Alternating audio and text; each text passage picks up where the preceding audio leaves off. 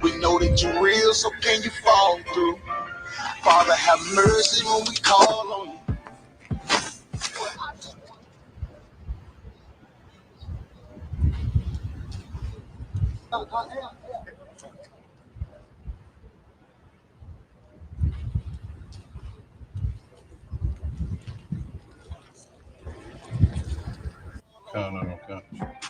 But I just wanna fall on you. About 5 minutes. Waiting and to play with. I raise my children up to say the same shit. Dear Lord, I hope you hear my prayers, because we really, really need you down here. From all the pain that we going through, we know that you're real, so can you fall through? Father, have mercy when we call on you. But I just wanna fall on you, to show the devils you waiting and to play with. I raise my children up to say the same shit.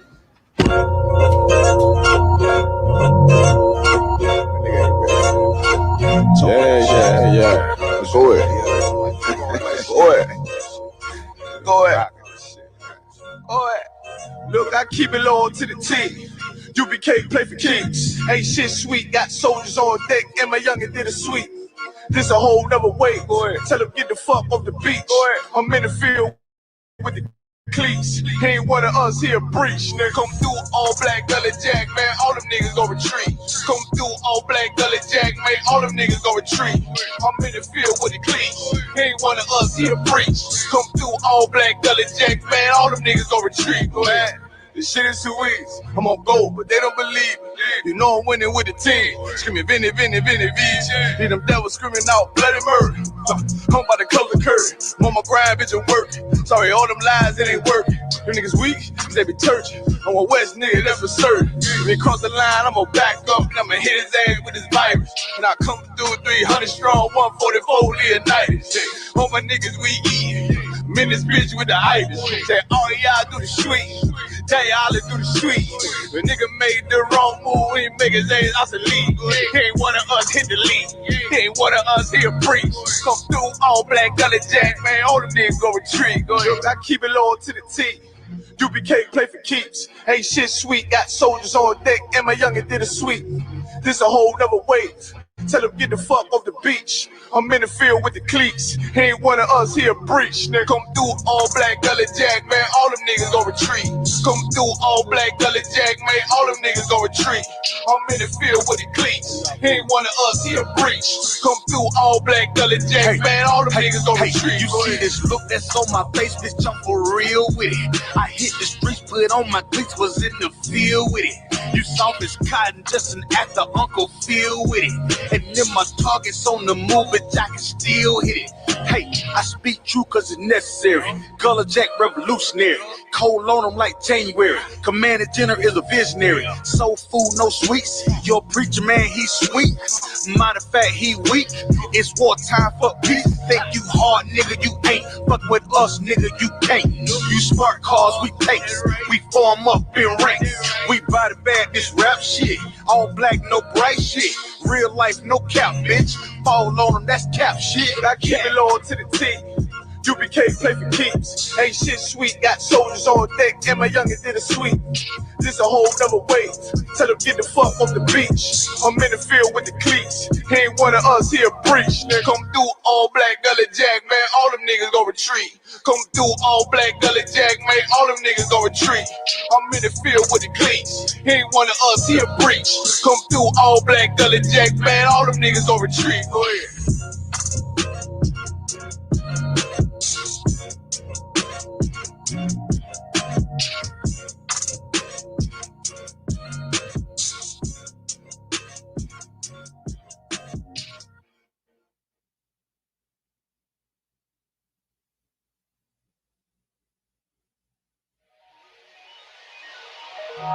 Yeah.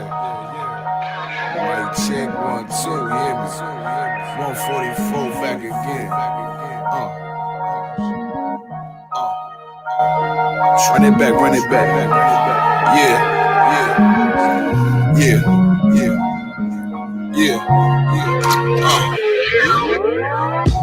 It's time to leave the enemy desolate. I'm I'm heaven sent. These niggas just on some extra shit, and I ain't impressed with it. Could you kick that bullshit to the left of it? Hey, look, you can't deny this excellence. I use this mic like weaponry, and I've been seeking more clarity. Right now, I'm ready as I'll ever be, rugged as I ever been. The devil knocking at my door, I'ma let him in. Cause I'm a worthy adversary. Pour them liqueur laced with rosemary. It's time to grind, ain't no time to tarry. Take one of mine, get your soul carried. I gotta worry, plus these niggas full of estrogen. They fickle, they false. Got a big ball, so end up in the real issue. Fuck with my brethren, I deal with you. Yeah. Look, it's getting real official. Seeing how the bitches can cross you, and how they still twist you.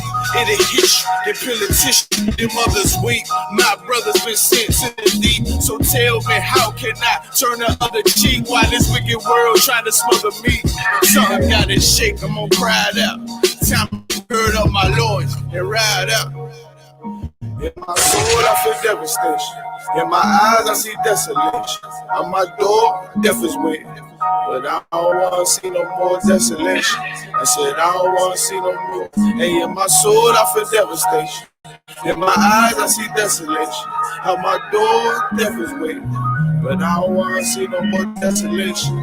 But I don't want to see no more. Beat the cops, beat the ops, beat the motherfucking eyes. I'm the one. Why you think that I've been rolling with a Kai? Your little arms is too short to hotbox with God. French is long, team strong with them, a gun, die or die. Tired of these fake snakes, crooked names who oppress Jake. No pressure makes diamonds I won't break. On this crooked landscape, we gon' make some shake. So I ain't got time to argue with you fucking reprobates. While these crackers getting richer when we raise the crime rate, and they hunt my people like gorillas and some primates. So we in these streets trying to raise a brother's mind state in every concrete jungle, from Cali to the tri-state. I buried brothers over beef that they couldn't squash. Blood in the streets, brains out like galoshes. I trust the cracker when I mix that squash. You listening to real niggas, dog, who can't be bought. Whoa. Why you think I go so hard? Cause this world's fucked up, nigga, I've been scarred. PTSD, brothers can't drop their guard. Every day some bullshit, you gotta weave and bob. There's no facade, so every day I'm on my job. It's time to send these devils to the land of Nod. Cause when I lost my religion, that's when I found God. So when I lost my religion, nigga, I found God. In my soul, I feel devastation. In my eyes, I see desolation. On my door, death is waiting. But I don't want to see no more desolation. I said, I don't want to see no more. Hey, in my soul, I feel devastation. In my eyes, I see desolation. On my door, death is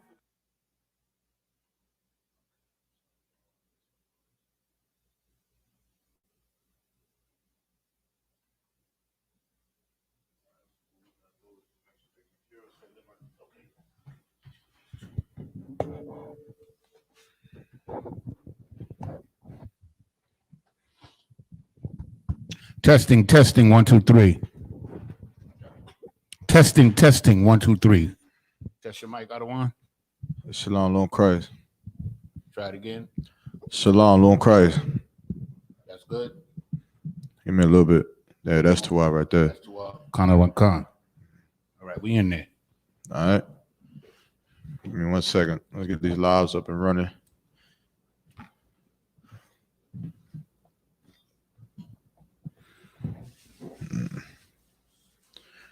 This Wi-Fi want to give us a problem today.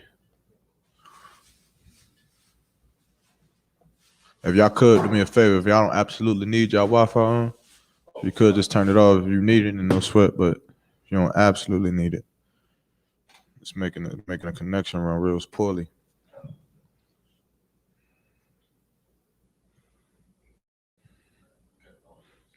The water.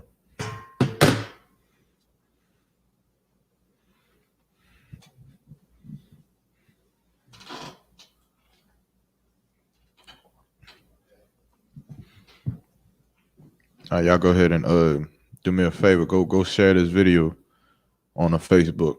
Right, go share the YouTube link.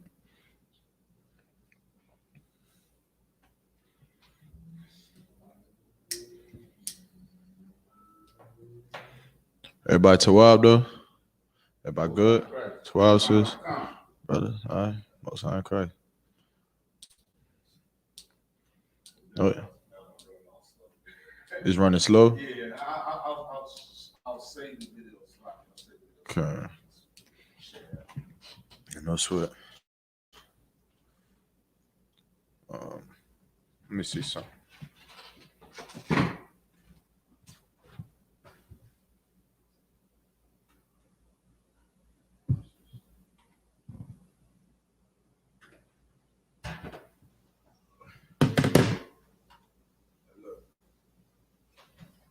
Young man, need you to relocate. I'm gonna take this spot right here, all right? What you're gonna do right here is you're gonna do whatever you do regularly in class, but you're gonna be my eyes on that YouTube. So you're gonna look at them comments. If anybody got a question or a comment, then you're gonna have to be on top of that. All right.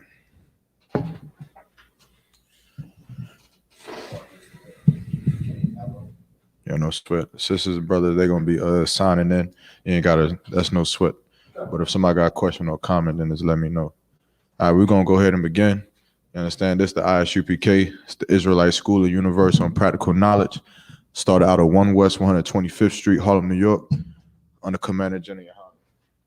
You understand? We teach the truth about the Bible to Blacks, Hispanics, Native American Indians to rid the condition of, you understand, just the most terrible condition that Blacks, Hispanics, Native American Indians have been in. You understand? We use this Bible to help go into our neighborhoods and our communities to help and remedy these conditions that we've been in. You understand? Like with drug addiction and gang violence and black on black crime and abortion. You understand? All of these things that are helping collectively to destroy us as a nation of people. We in this school go into this Bible. We look into these records and we find out, you understand, through the laws of the Most High, what we have to do as a nation of people to fix our nation of people here in America. You understand? As it stands today, man. You understand? And of course, the Christian church does a great job to stop that work. You understand? By teaching us lies. You understand? Yanazar. To stop to teach us lies so that this truth cannot be proliferated throughout the earth. You understand? But if I could before we begin, let me get Zephaniah chapter 2 and verse 1.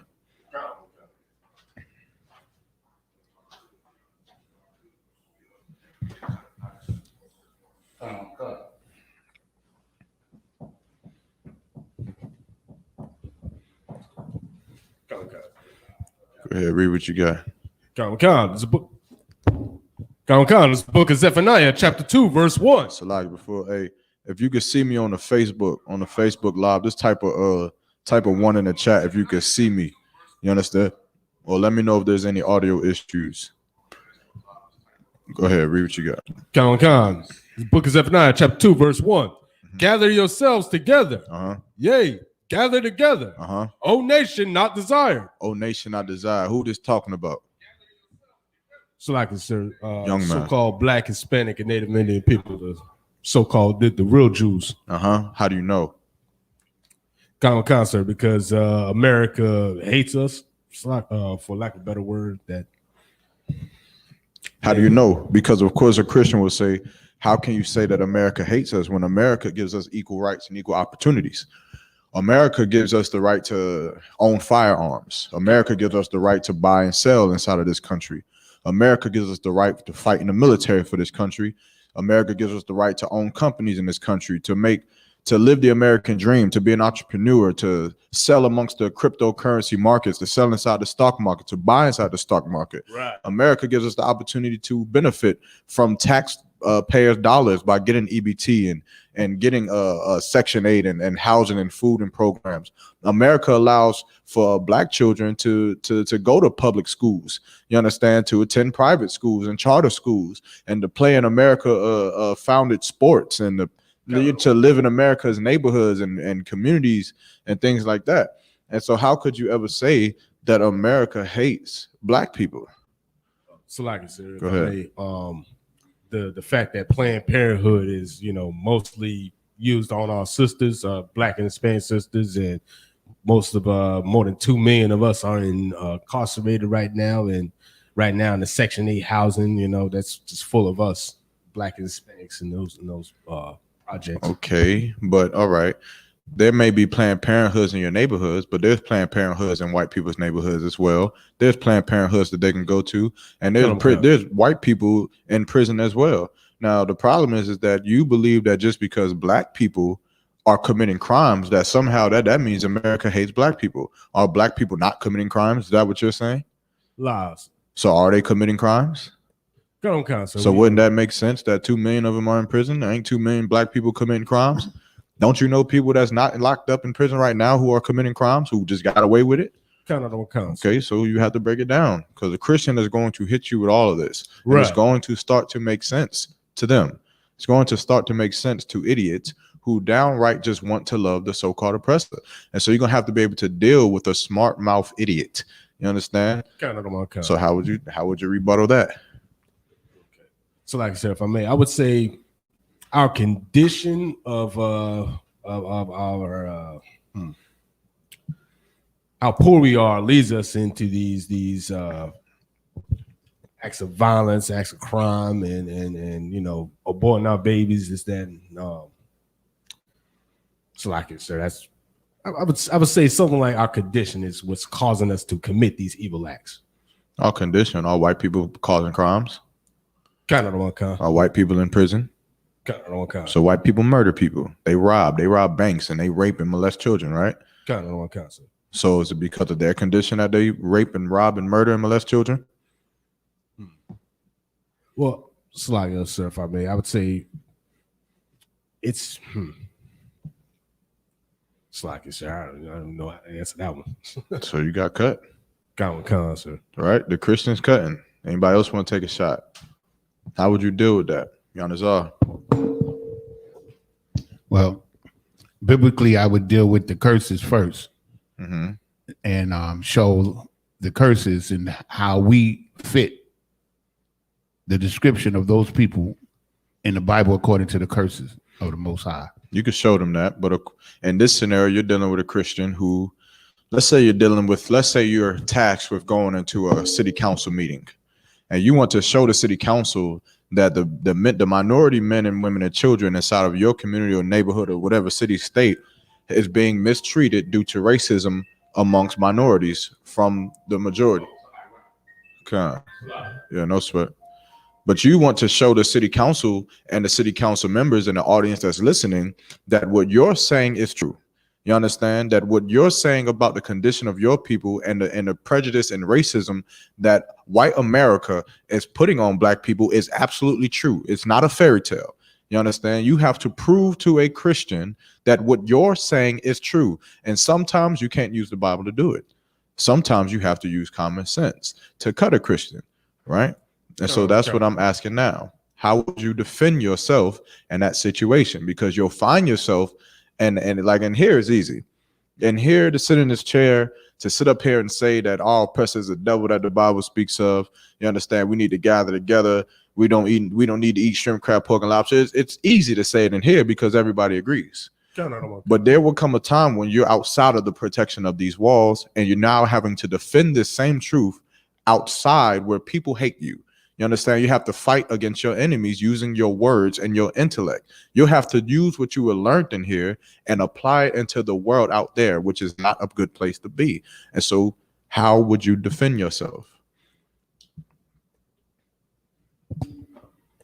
So like I said, I mean, I guess read off statistics, but I mean, if they could be used against me, I wouldn't know how I wouldn't.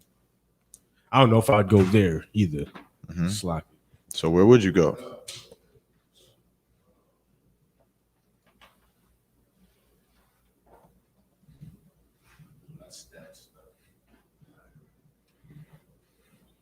It's like you're not government records, like through a history. Just it's like you look at the history books. You know what I'm saying? You'll say you look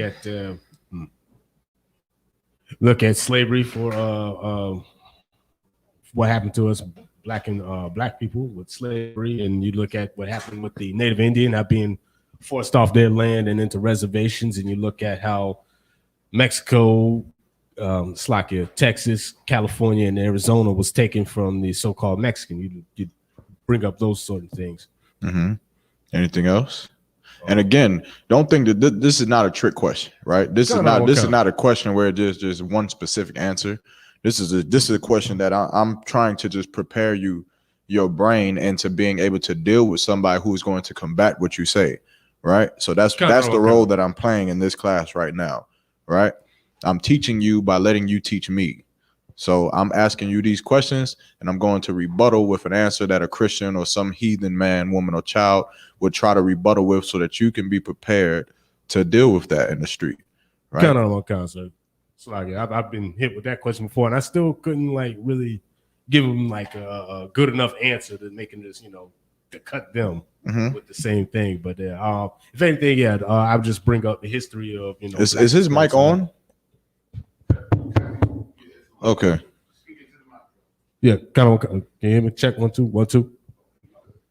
So like it. Yeah, I would just bring up the history of so-called blacks, Hispanics, and Native Indians in America to show them. But like you said, sir, it'd probably be quickly disputed. So how do you undispute it? How do you give an answer to America to show how much they hate us without it being able to be disputed?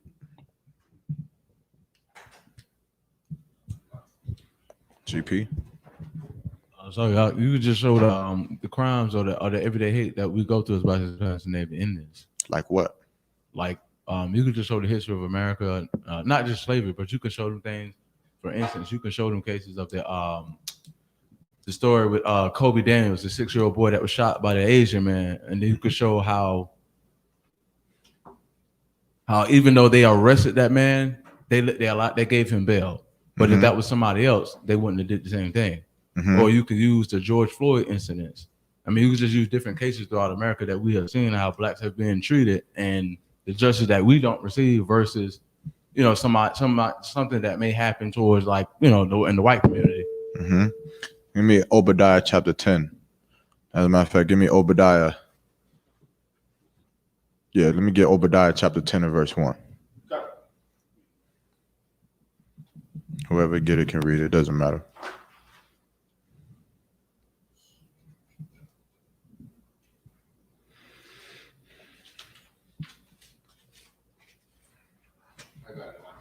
Okay. This is the book of Obadiah, verse 10. For thy violence against what? For thy violence. For thy loss. For thy violence. For thy religion. For thy violence. For thy lies. For thy violence. For thy violence. Who is this talking about? What is the whole book of Obadiah talking about? Yanazar. It's talking about the Edomites, the characteristics, their deeds, and their punishment. It's talking about the same man who we're trying to convince, or to at least let him know that they hate us. You understand? This is the same man who we go out there on the street corner to tell all people that we are hated and hunted by a nation of people who does not love us. Of course, our people don't believe it. Of course, we believe that they do love us. However, Obadiah believes something different. You understand? Read it again. For thy violence against thy brother Jacob. For thy violence against thy brother Jacob. You can't deny laying on a man's neck for 8 minutes and 36 seconds. Right. You can't deny it. You can't deny shooting a 13-year-old boy because he had a BB gun. You can't deny walking into a sister's apartment and shooting her dead inside of her own apartment when you thought that it was your apartment. Right. You can't deny the hatred that a white America shows us day in and day out by their violence against us, by their rallies that they have and the opposition of black power. You understand? Right. You can't deny the KKK and the crosses that they burn in our yard for years. You can't deny the Nazis in their hands and destroying anything that was pro-black. You can't deny anything that a white America has ever done against black people. You know what else you can't deny? You cannot deny the slavery that they put us in. Right. You understand? How could you ever tell me that white America loves us when we've been slaves here for 400 years? That's what you have to show them. How is it possible? White America loves us so much that we was their slaves, huh? You understand? Okay. Do you understand how asinine it believes that a people can have a slave that they tormented, tortured, raped, murdered, killed, used babies for alligator bait, did scientific experiments on whipping women, ripped babies out of them, called them property. You understand? Didn't even consider them to be a full human being. But then some 100 years later, now they're supposed to love us. How? Oh, okay. How is it possible? You understand? It is not possible for them to love us. You understand what you had, Yanazar? I was just, you was talking about today they arrested a United States Marine who was involved with a Nazi hate group, and they had a plan in motion already. It came out on CNN today to kill black people, right? To murder black people, right? You understand? It is not a coincidence, man. You look at the crimes, you look at the things that we do in America, and you have to understand one thing. Yes, black people are in prison, you understand, for selling drugs. Yes, we're in prison for gang violence and murdering our brothers and shooting each other in the street. Yes, we're in prison for prostitution and sex trafficking and all kinds of manners of wickedness and crazy things that we do in the world. But here's what you don't understand. What you don't understand is that black people don't own the rights to ports to get cocaine from Colombia into America. Right. We don't own the ports to get the poppy plant and opioids into the ghettos of America. We don't manufacture the weapons from Israel or from Pompeii or from any of these Argentina to put these weapons into America for us to kill each other. We do not create the destruction that's in America. You do, and you put it right in our neighborhood. That's right. Exactly what you do. You understand? And it's not a secret. It's not a secret at all that America hates black people so much that they would put drugs into our community knowing that we're poor, knowing that we're impoverished, knowing that we're going to take any ounce of salvation for that moment. You understand? You take everything from a nation of people, their language, their culture, their identity, their strong men, their families, and you break them down into nothing to their 3/5 of a goddamn man, and you hand them a blunt.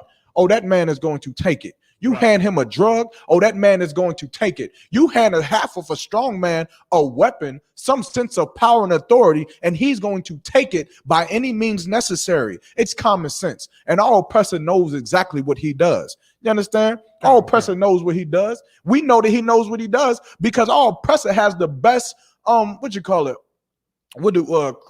drug addicts put themselves in?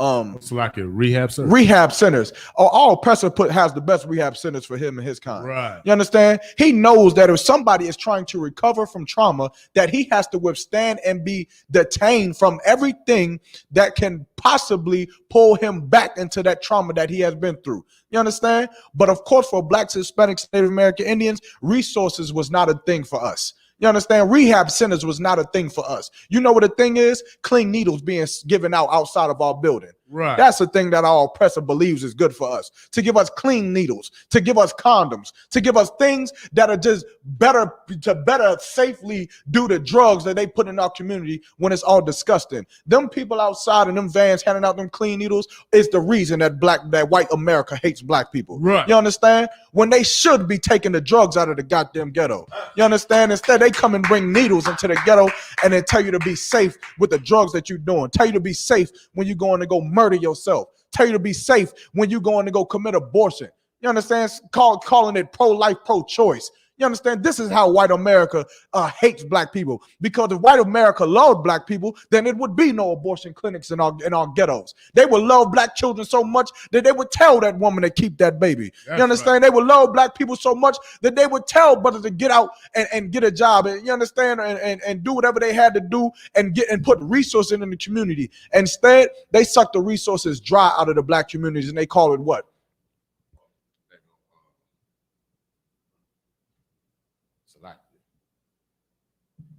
I knew the word.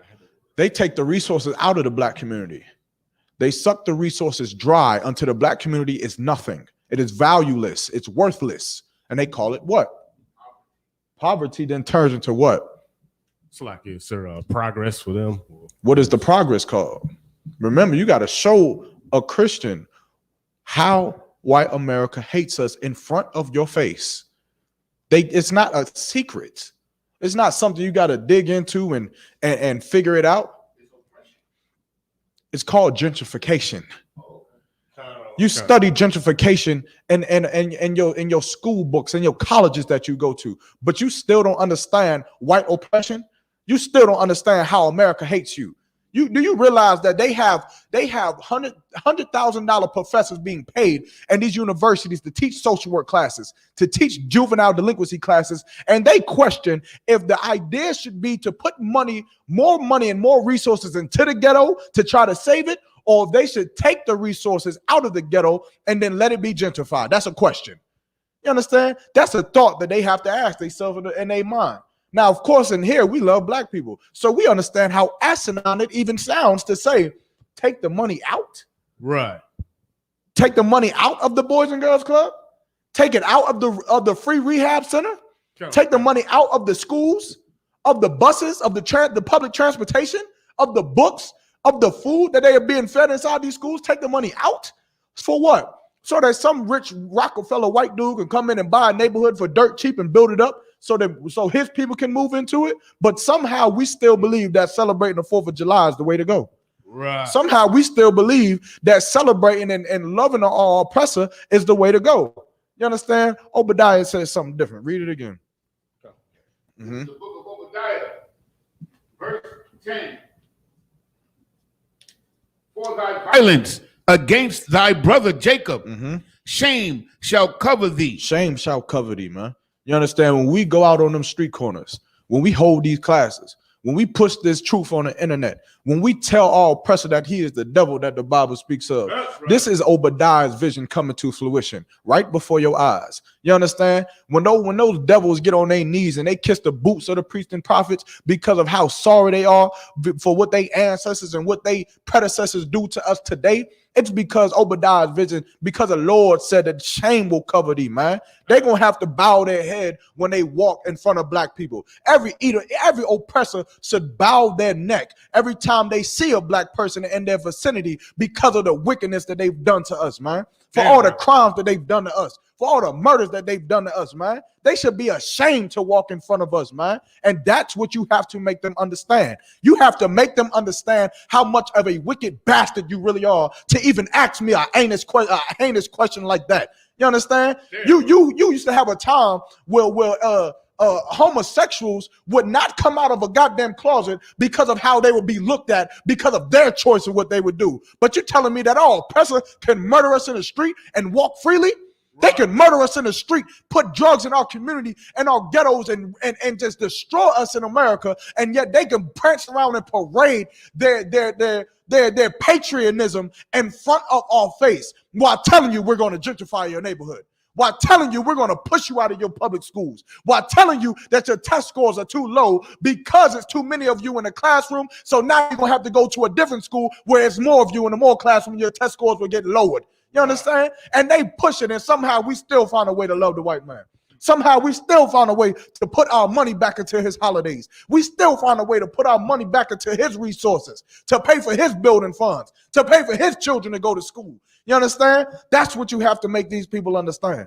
That's what you have to show them. Show them that it is an undeniable hatred for this man and his oppression against blacks, Hispanics, and Native American Indians. Show him those Mexicans on them borders. Show them in the cages. Show them the Native American Indians who used to roam this land freely, living on a goddamn reservation, being drunk out of his mind. You understand? Gentrifying his land, taking him out of his land and moving him, calling him a savage, calling him something that's uncivilized, and then taking his land and then building casinos so that he can get rich off of it. You have to show them that. It's undeniable. No one hates the African man because it doesn't happen to him. What ghetto does the African live in? What ghetto does the Chinese man live in? You understand? Chinatown? You got to be kidding me. Where's the nigger town? Where's the Native American Indian town? Where's the Mexican town? You understand? We don't have it because America hates blacks, Hispanics, and Native American Indians, right? The world hates blacks, Hispanics, and Native American Indians, which is why we are undesirable in this place. You understand? Which is why we are the chosen people of God that need to follow these laws, statutes, commandments, because we're the only ones who's going to love each other. Ain't nobody else going to do it. You understand? Keep reading. No sweat. Verse And thou shalt be cut off forever. And thou shalt be cut off forever, man. What you saying today is the fruition, man. You saying prophecies that were prophesied thousands of years ago that is coming to fruition today, man. It's happening right now. Go back to Zephaniah.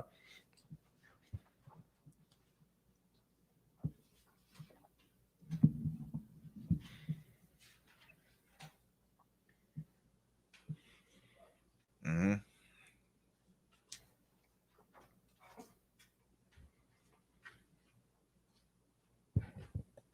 It's the book of Zephaniah, chapter 2, verse 1.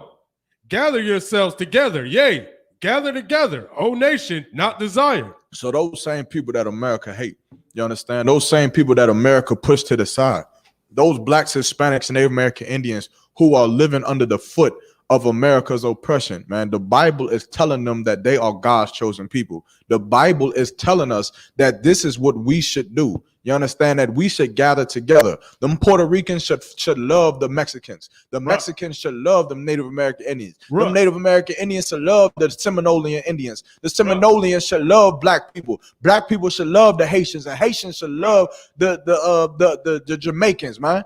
You understand? And we should come back together, man. All of us. Keep going. Mm-hmm. Verse 2. Before the decree bring forth, before the day pass as the chaff, before the fierce anger of the Most High come upon you, before the day of the Most High's anger come upon you. Verse 3. Seek ye the Most High, all ye meek of the earth, which have wrought his judgment. Seek righteousness. Seek meekness. It may be ye shall be hid in the day of the Most High's anger. You shall be hid in the day of the Most High's anger, man. You better get into these classes, man. Damn right. You better get up in here and beg for forgiveness from the Lord, man. Together as a people, man. You better learn what it means to be a family again, man. Learn what it is to love your sister. Learn what it is to be a brother to a brother, man. And get back into these laws, statutes, commandments, and get right, man. Go back to Obadiah. You understand? Go back to chapter 10 and go verse 15. You understand? This is all the correlation. Keep going. This is the book of Obadiah, verse 15. For the day of the Lord is near upon all the heathen. The day of the Lord is near upon all the heathens, man. Upon all of them. Why? Because all of them have had a hand in our destruction. All of them has had us in slavery and in bondage, or has sold us into slavery. All of them come here in America and reap off the benefits that we sold. You understand? Blacks, Hispanics, and Native American Indians built this country, man, from the ground up. And then these heathen nations come over here and they get rich off of our backs. They get rich off of our food stamps and our tax dollars. They get rich off of our work and our slavery, man. They get rich off of us, and then they send it back to their country, or they send it back to their family, man. You understand? But this day is coming upon all the heathen. Keep going. As thou hast done, it shall be done unto thee. As thou hast done, it shall be done unto thee. The way that you was wicked amongst these people, the way that you lied, the way that you pushed your holidays, the way that you made them to worship other gods, the way that you led them astray from the Lord, the way that you raped they women, you destroyed and murdered they men. You understand? It's going to be done unto you. Keep going. And thy reward shall return upon thine own head. And thy reward shall return upon thine own head. Keep going. Verse 16. For ye have drunk upon my holy mountain. For ye have drunk upon my holy mountain, man. You understand? They drunk upon the powers of the seats of authority that was not for them. You understand? They worshiped on the mountains and the land that was not for them. They went into Jerusalem and they defiled Jerusalem. They went into our temples and they defiled our temples. They took our menorah and made it to be a part of some gay Jewish religion when it's not that's not where it belonged, man. Right. They took our identity and our name, and then they went and stuck baby penis and shook the chickens in circles and smashed them on tables, man. They defiled everything that belonged to the Lord, man. They went and got drunk upon his holy mountain. Keep going. So shall all the heathen drink continually. So shall all the heathen drink continually. Meaning they're going to keep going. They're going to keep drinking. They ain't going to never stop. They ain't going to never come out and say, you know what, we did lie. We did lie about our identity. We are not the so-called Jewish man that we have told you that we are. You understand? We are devils on this earth, just like the devils who enslaved you in America. They will continuously lie. These heathens will always lie. The Africans will never come out together and say, you know what, we did sell you into slavery as a nation of people. The Middle Easterns will not come out and say, we did build the boats for you to go into slavery as a nation of people. They'll drink continually. They'll continually get rich off you. They'll continually set up stores in your neighborhood. They'll continually marry your women and treat them like garbage, man. Right. They're going to continue these things forever. Keep going. Yea, Uh-huh. they shall drink, Uh-huh. and they shall swallow down, Uh-huh. and they shall be as though they had not been. But when it's all said and done, it's going to be as though as they had not been. It's going to be as if they had never had power. You're going to look at these nations of people and you're going to say, man, I thought that this was the man that everybody said was the smartest. What happened to the Asian man?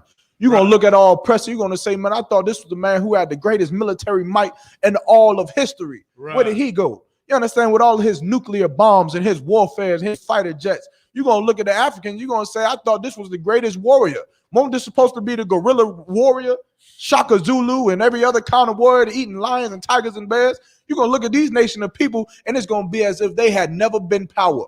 You understand? They ain't never had no kind of power. Keep reading. Verse 17. Uh-huh. But upon Mount Zion. But upon Mount Zion. You understand? What is Zion, man? I know you know. What is Zion?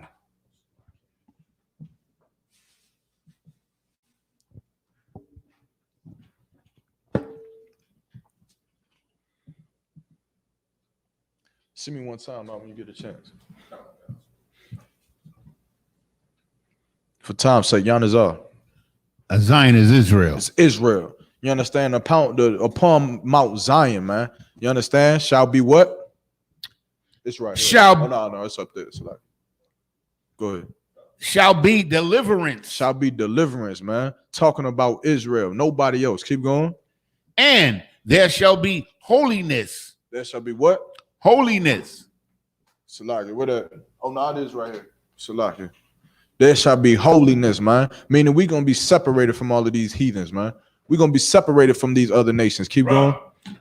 And the house of Jacob shall possess their possessions. And the house of Jacob, that's to what? And the house of Jacob shall possess their possessions. What's that mean? What they're talking about? If I may, sir. Go ahead. Their power and their resources. Mm-hmm. How? I mean, once Christ returns, you understand, they're going to be rendered powerless. You understand? And then we take over. You understand? How? Violently. Violently, right? Khan. Keep going. See if this answers a little bit better for you. In verse 18. Mm-hmm. And the house of Jacob shall be a fire. And the house of Jacob shall be a fire. What does that mean? Who Fire. is the house of Jacob in this context? Oh. Who is the house of Jacob? So like I said, Israelites, sir.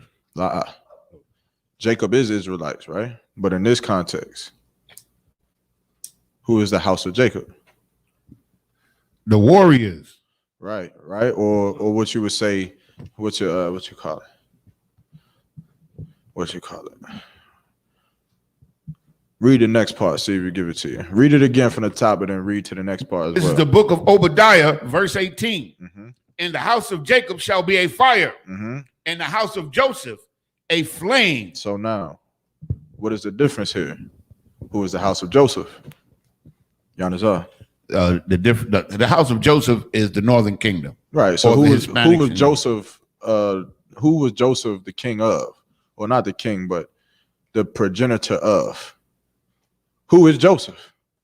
Joseph is one of the 12 sons of Jacob, and he had two sons, firstborn Manasseh, and then Ephraim. Manasseh, right? So you would talk. Joseph would be his what we would call. I hate saying this now because there's no difference now, but they would have been like your northern kingdom. You understand? Of course, there is no such thing as a northern kingdom or a southern kingdom now. It is all of the nation of Israel. But this is saying that the house of Joseph would be a flame. So those Mexican brothers are going to be devouring. they're going to be in war, taking everything from America. And the house of Jacob is also doing the same thing, which would be your blacks, Hispanics. I mean, well, your blacks, you understand, the Haitians and what you call it, West Indians, right? Kind of. Keep going. And the house of Joseph a flame, Uh-huh. and the house of Esau for stubble. And the house of Esau for stubble. Keep going. And they shall kindle in them Uh-huh. and devour them. And devour them. You understand? If you go back and read the book of Joel, chapter 2, then it'll go more in depth of what it's talking about right here. Keep going. And there shall not be any remaining of the house of Esau. For it shall be no, you understand? There shall not be any remaining of the house of Esau, man. You understand? Like their time is coming to an end. That's right. You understand? It's coming to an end very quickly. And it ain't time right now to be trying to figure out some kind of mediation between us and them. Right. It ain't the time for it no more. You understand? The scripture said, for thy violence against thy brother Jacob. You understand? And that Esau is going to be cut off forever, man. Paraphrasing. And so that's what the Lord has spoke, man.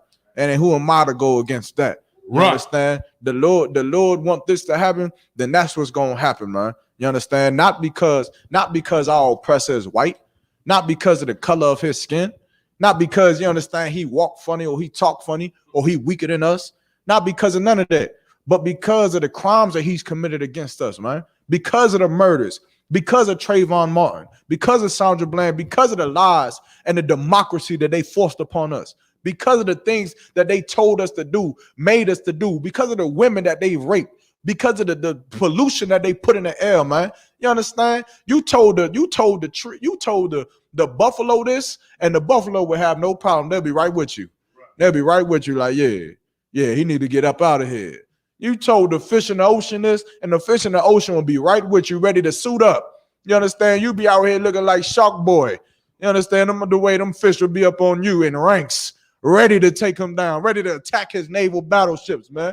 Because they be tired of it, man. They tired of the oil being polluted in the ocean. You told this to the birds and the fowl in the air, and they be ready to go attack Donald Trump right now. You understand? Because they tired of the pollution of this man upon this whole earth, man. What you got? Yeah, right. So like I said, if I may, what's that verse? It says, if you ask the oceans and the trees who the not the oppressor, but what's like it? I forgot how it went, but something. If you ask the world, like who the evil force on the planet is basically saying something like that.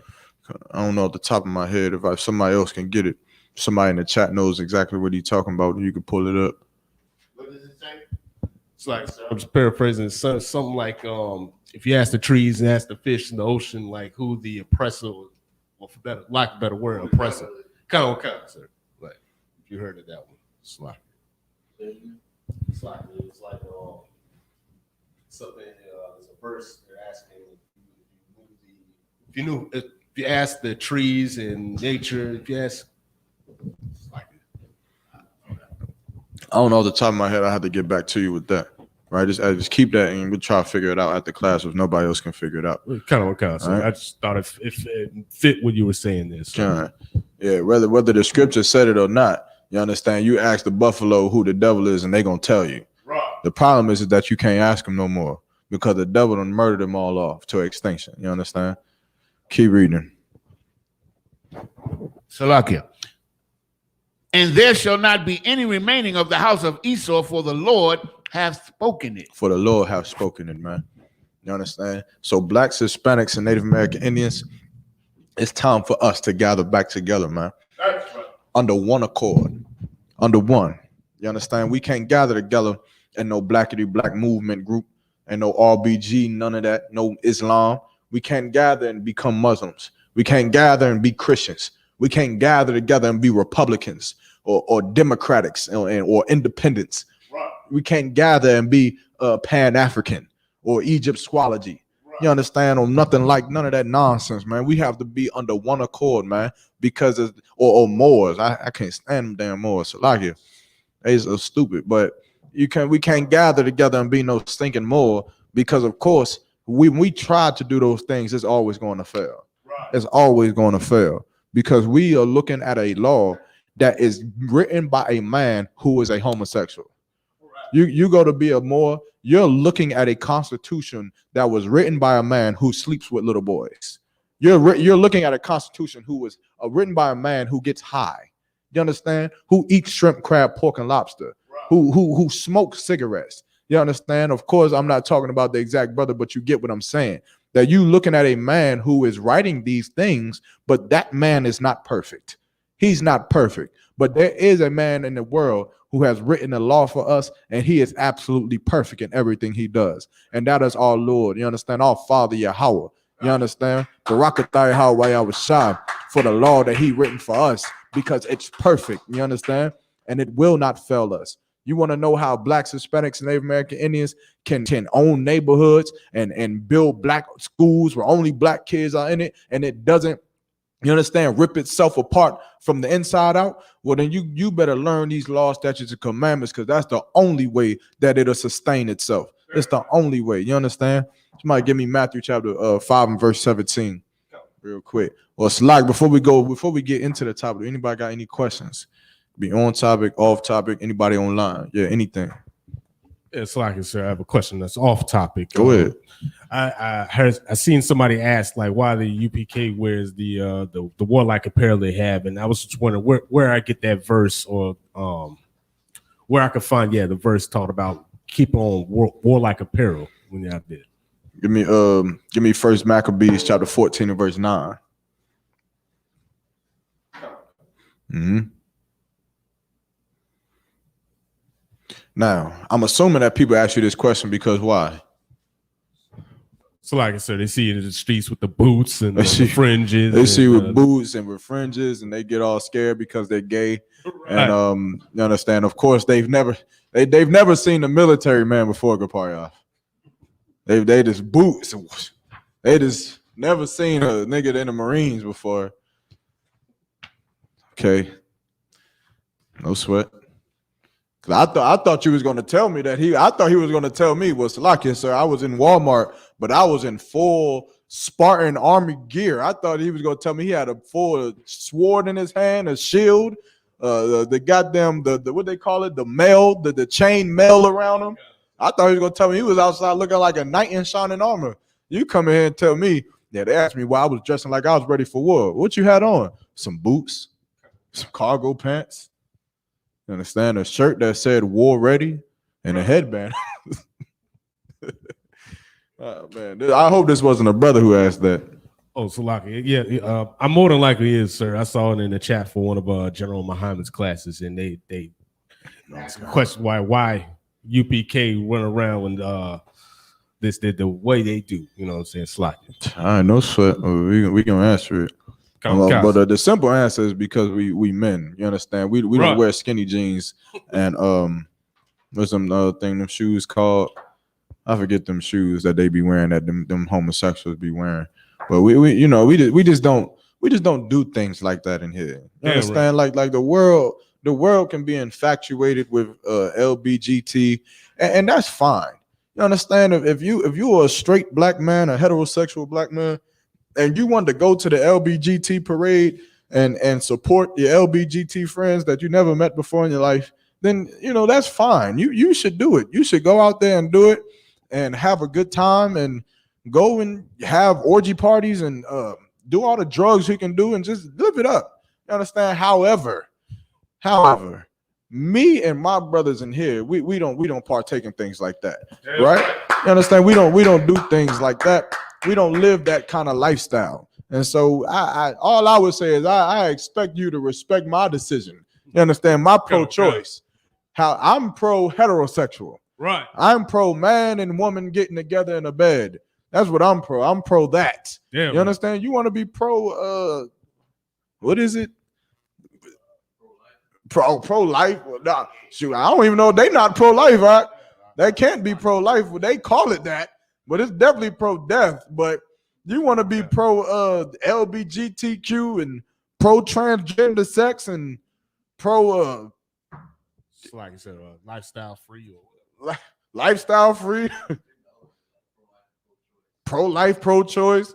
I seen a video of some white woman. She was going off. I was applauding this woman, but she was in a spa. I think she was called, is it like Who Spa, High Spa, something like that? And she was going off. She was like, we down there in the spa with underage children, girls. It's a female part of the spa. And she's like, and a man comes down there and got his rod swinging out. And my daughters is in there. And she's like, and y'all accept this? Like, y'all approve of this? And the little Asian dude is like, it's the law. It's the law. You know. Oh God, it would sound like Mario. It's the law. But hey, look. And that's what you want to do. You want to have dudes ride swinging in your daughter's face in the downstairs area of a spa while she trying to have hot rocks or whatever happens in the spa. I ain't never been in one. You understand? And that's on you. However, just respect me when I say that you are a faggot. Right. You understand? Respect my decision and my pro-choice to say that. Respect my decision when I say that you choosing that lifestyle means the extinction of the human race, and it's stupid. Right. It's very much stupid, and it's an asinine thing to believe that lifestyle even progenerates life. It doesn't make sense. You understand? It's an idiot thing, and you should love me for it. You should love me for saying that because LBGT is all about love, right? Don't they love everything? Right. Don't they love when people say, yeah, I identify as a moose? Don't they love that? Shouldn't they love it? I identify as a dog. I bark. You understand? I'm a talking dog. Shouldn't they love it? Good night. I mean, shoot, I don't see what the problem is. Then we can all get along. We shouldn't have no problems online. I better not see it. I'm gonna blaze on you. Better keep your comments to yourself. You know, I don't want today. I saw, you know, this still Pride Month, so they came out with today. All of these transgenders came out, and the thing that they were all saying was that now they could be what they were meant to be. You know, that was the funniest shit because no, nigga, you was meant to be what you was born as, nigga. Right. They up there now, like, and that's what the white woman was saying. She was like, "That's a man." The dude was like, but he identifies as a woman. She's like, but he has a rod. Like, she didn't say rod. But she's like, but he got a rod. He's like, I can see it. It's swinging. You understand? I'm like, man, good night. I heard somebody say I identify as like they pronouns was they and them. I'm like you gotta go. She wants you to go to her and say, excuse me, they. Excuse me, them. Like that. Go ahead, GP. Yeah, it's actually a crime now in Canada to misgender somebody. They call it I can't what it's called. I forget the term. You know, they come up with new words and acronyms all the time. I can't keep up. But it's a term where it's like they're not considered male or female. So you gotta say them and they because you don't want to say he and she. I forget what the term is called, but it's actually a crime now in Canada, and you can be charged for misgendering somebody. So if I say that over there, that, whatever that is, that's cool. That's cool. I can say that. Because that thing. No, I remember what it is now. It's I can't remember the terminology, but it's something now new where it's like they're not considered male or female, so you can't just say he or she. It's weird. I don't know. I can't remember, but what you guys say?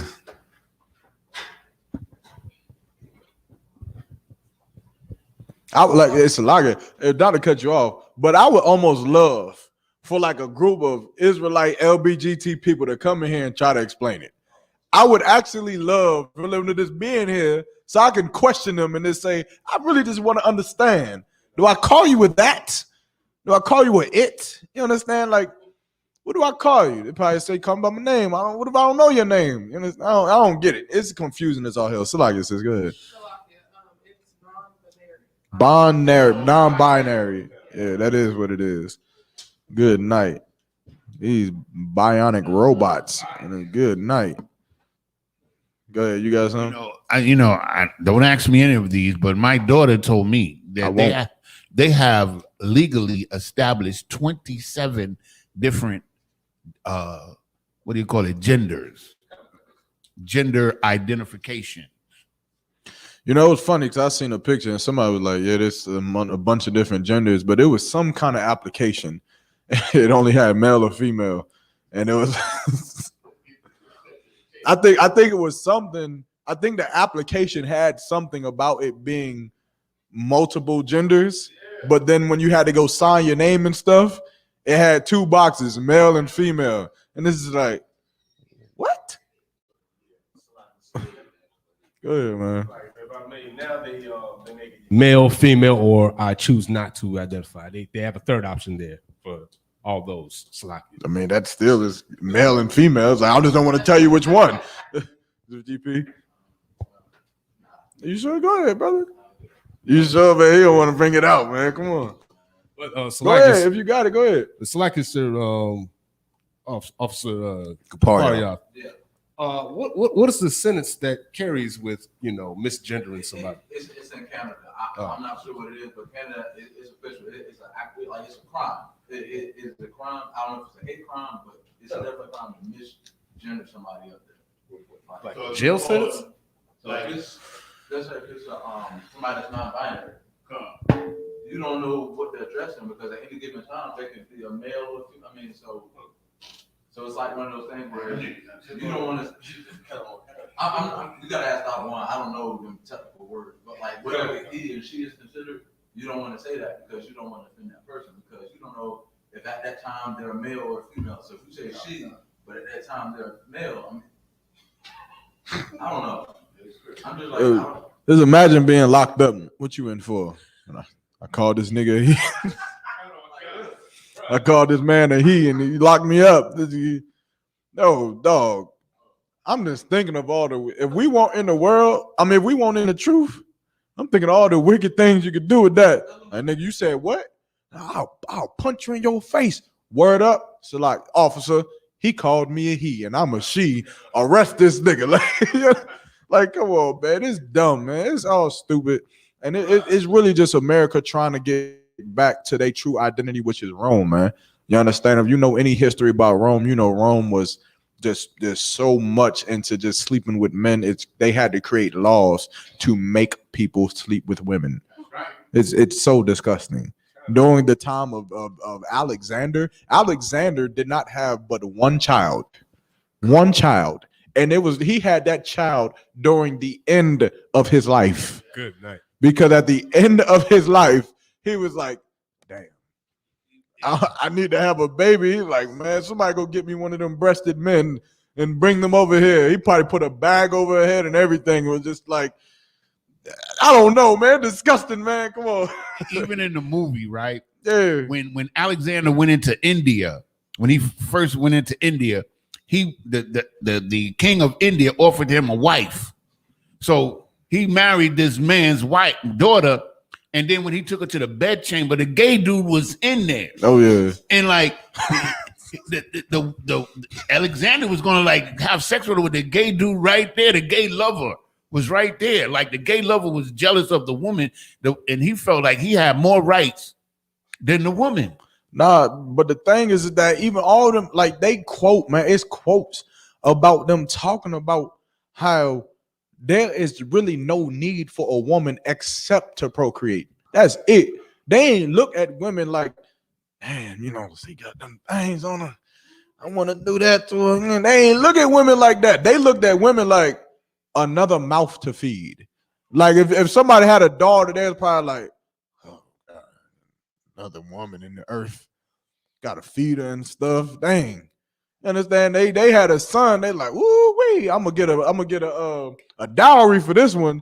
They about to sell him off to somebody. In the story we read out of one right here in this class, they classified women as a nuisance. Yeah, they thought about, that's what I'm saying. They thought about them as like just a problem, man, which is why it's so dumb that we follow America, because America follows them. But all of them is this, they trying to get back to how they were in Rome and in Babylon, just being able to do whatever they want to do, which is really just to be a homosexual, man. Right. You understand? Now, they don't understand no LGBT Pride Month. This is LGBT Pride Month every month of the year. I don't ever see a time where they just back in the closet. They out everywhere all the time. It don't ever end. This is stupid. You understand? Moving on. Let's go back to the first Maccabees. Answer the brother question. Yeah, because we don't live like that. All that was to say we don't live like that. And if you got a problem, you can step up to the plate. Go ahead.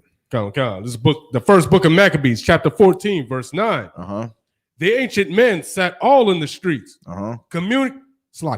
communing together of good things. Who are the ancient men? Slakia said, the older men of the, kind of like senior citizens. Of the who though? Slakia, Persia. I think this was Persian captivity, sir. Mm-hmm. But who are these men? They would have been Israelites, right? So these are older ancient Israelites, right? Who sat up in the streets. Right? These are our people. Keep going. And the young men put on glorious and warlike apparel. Oh, read it again.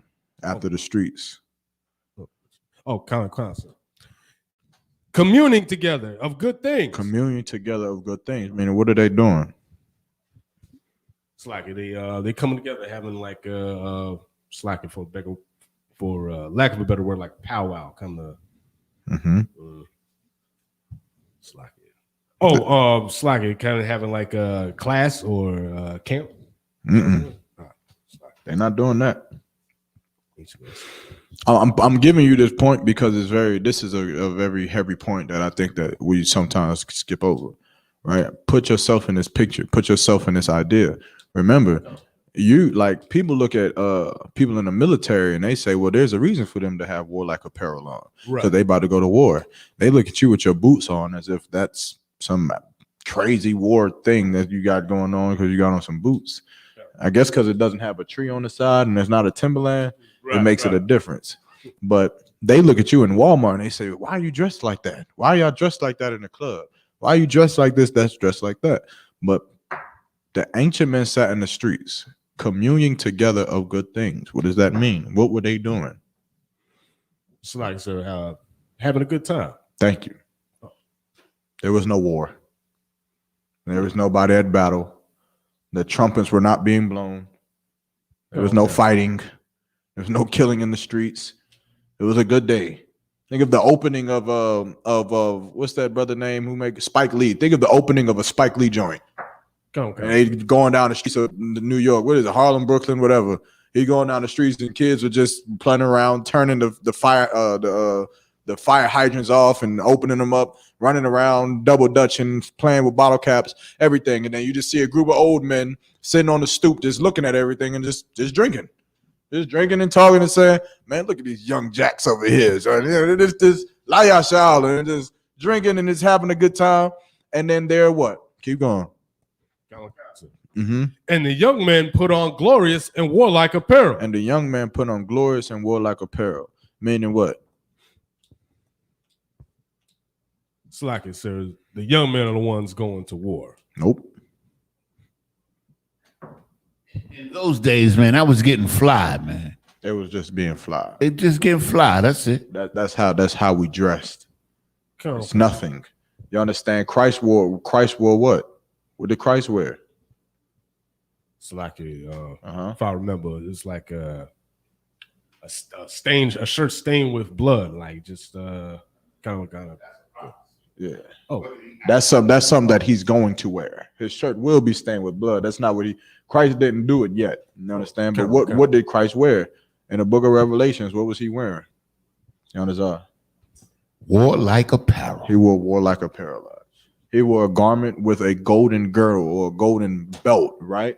And that belt was to do what? What is the belt that we wear supposed to do?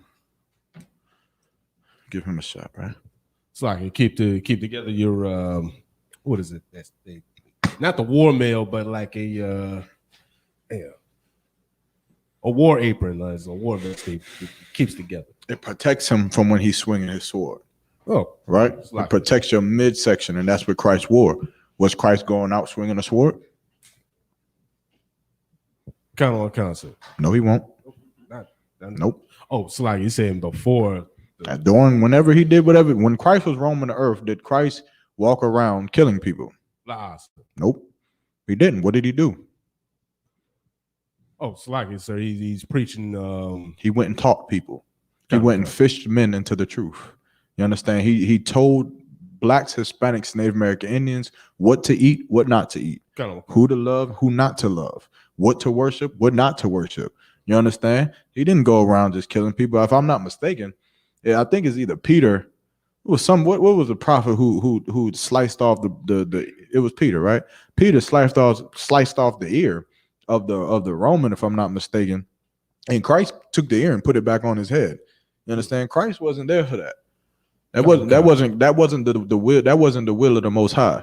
The will of the Most High was that Christ taught, or to come and fulfill the law, which is beautiful. That because we about to go right back into this. But his will was to come and fulfill the Most High, the law of the Most High, and then to die. You understand? Okay. That was his job. It's not what Christ wanted to do. Salaki says, so he wore that just to protect himself while he's out there teaching. Nope. To brothers. He ain't wear it to protect himself. Why'd he wear it? Oh, he was just getting fly. Salaki. Exactly. Why do you wear your boots? Do you wear your boots because you think you're gonna go into Walmart and some fake Israelite group is gonna just jump on you? You're like, God damn, I gotta wear my boots just in case. Salaki to be in glorious apparel, glorious war. Because the bitches love the boots out. That's why. That's why. Understand? That's it. The bitches love the boots out. They love the boots, the braids, the beards. They look at them boots and they say, damn, that's better than them Giuseppe's that other nigga got on. Right. Look, I remember I went back into, I was going back home and I stopped at a Dollar General in Zebulon. And this was some Edomite woman. I was just there to pick up a strainer. And I had my boots on. Okay. And she was just like, you must not be from here. And I said, but I don't even know where I'm at. I don't even know where I'm at. She's like, oh, Raleigh. And I'm like, well, I went to school in Raleigh. She's like, well, you don't really see men walking around with boots on anymore. And she like damn near bit her lip. I'm like, let me get the fuck up out of here, man. What the hell is going on?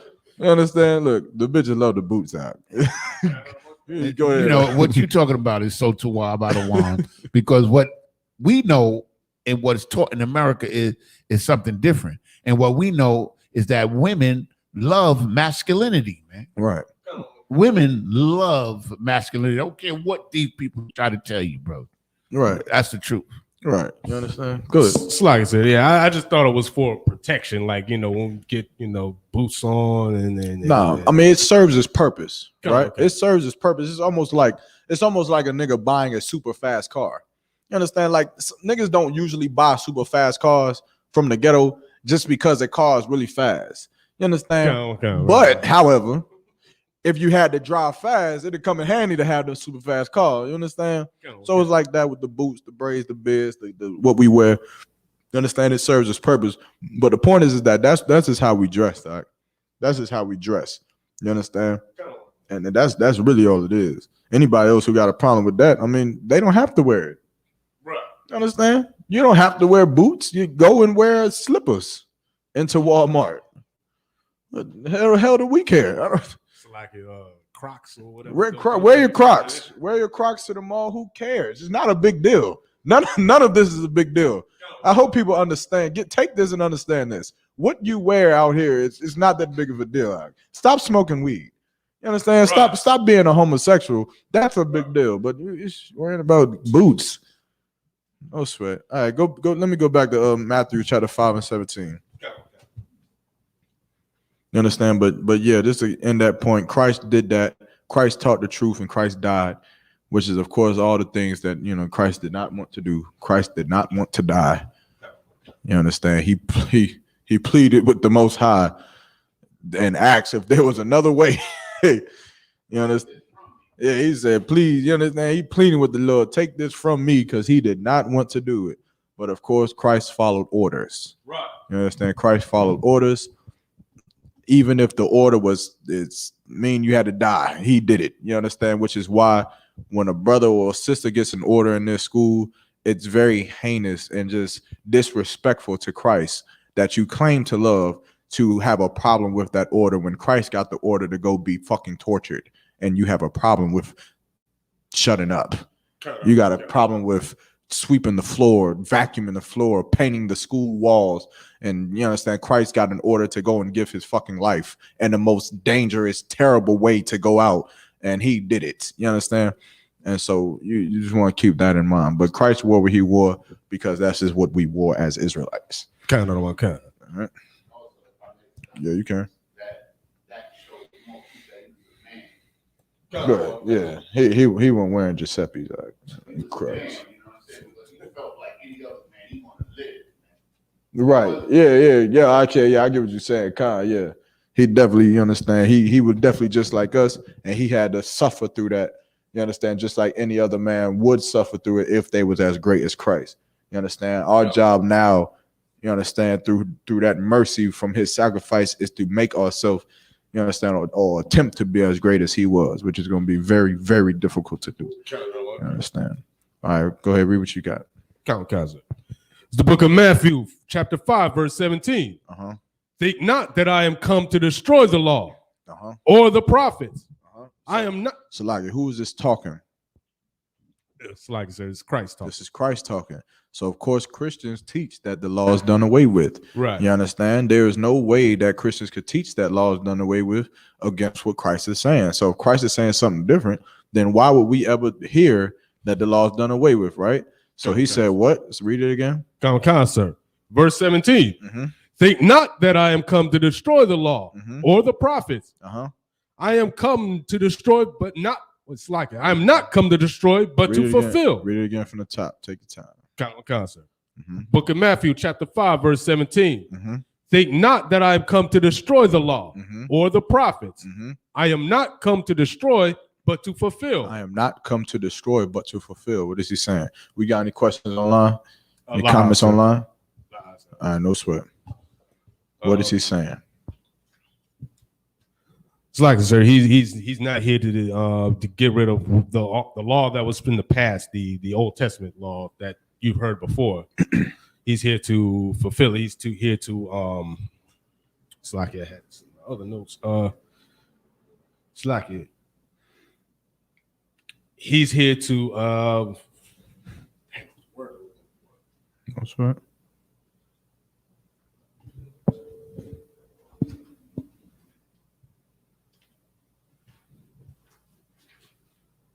basically slacker, sir, to be the law, to show the law that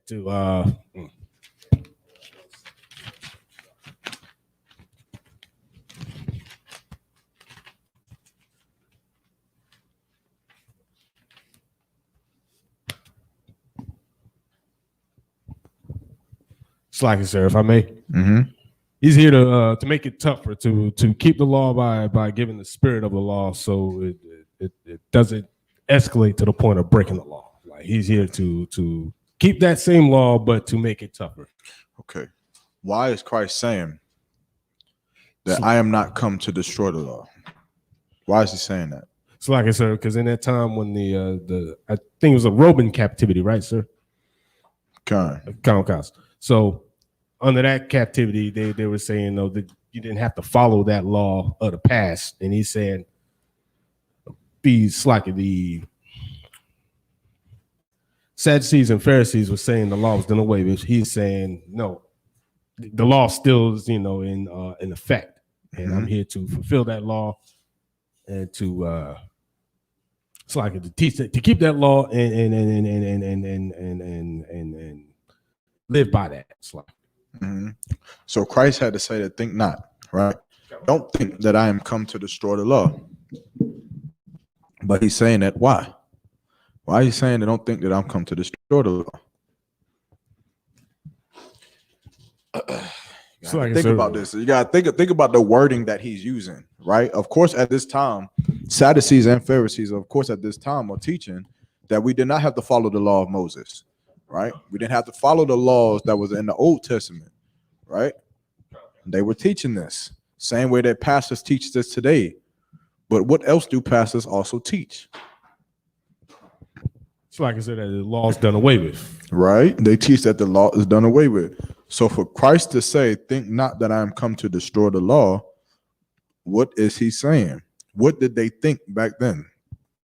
It's like I said, the covenant with God is no longer applies.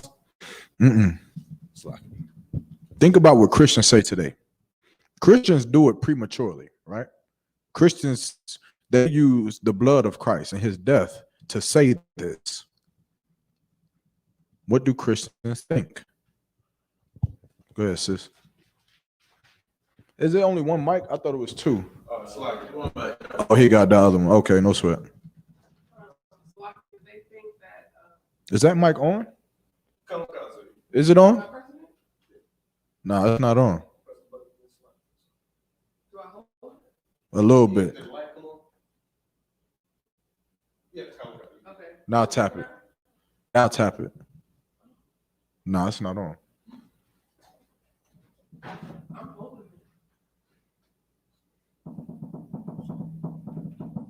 It's only so they can hear you online as well. Yeah.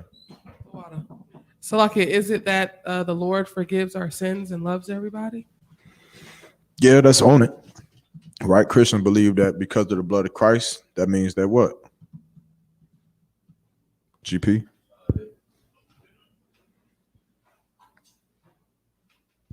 Christians believe that we're not under the law. Right. They believe that because of the blood of Christ that we are no longer under the law. Because to be under the law meant what? What did it mean to be under the law? Giannis are. It meant that not only did you have to follow the law, but you would be punished Because for breaking the law. by being under the law, you would be punished, meaning the law bringeth death. That's what the law brought. You understand? When we were under the law, if you broke the law, then the punishment of breaking the law would be death, right? You would get stoned to death, or you would be whatever, exiled. You understand? There were different punishments that would have to happen. And so Christians believed that following the law was not a beautiful thing. They didn't believe that back then at this time. They didn't believe that sex was marriage was beautiful. They didn't believe that not eating shrimp, crab, and pork and lobster was beautiful. They didn't see it that way. They saw it as we're being controlled. You're trying to control me. I want to live my life and be free choice and what's the other one? Free spirit, and I want to identify as a moose and stuff like that.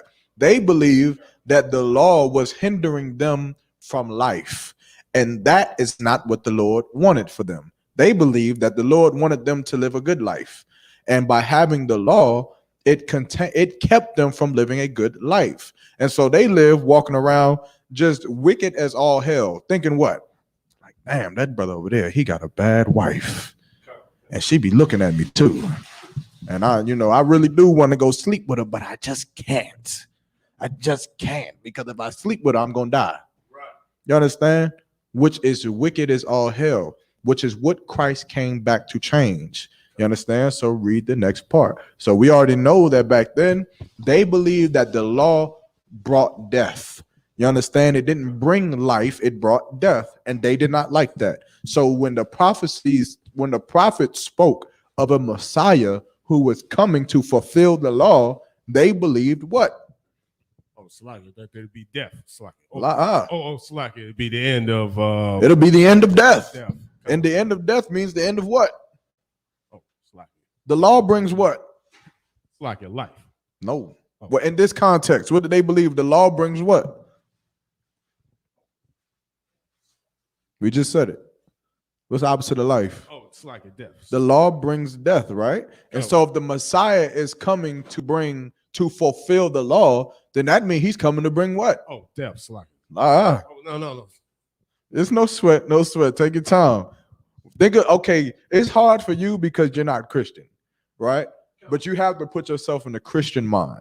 What do Christians believe even to this day? Christians believe that Christ came, the Messiah came to rid death from us.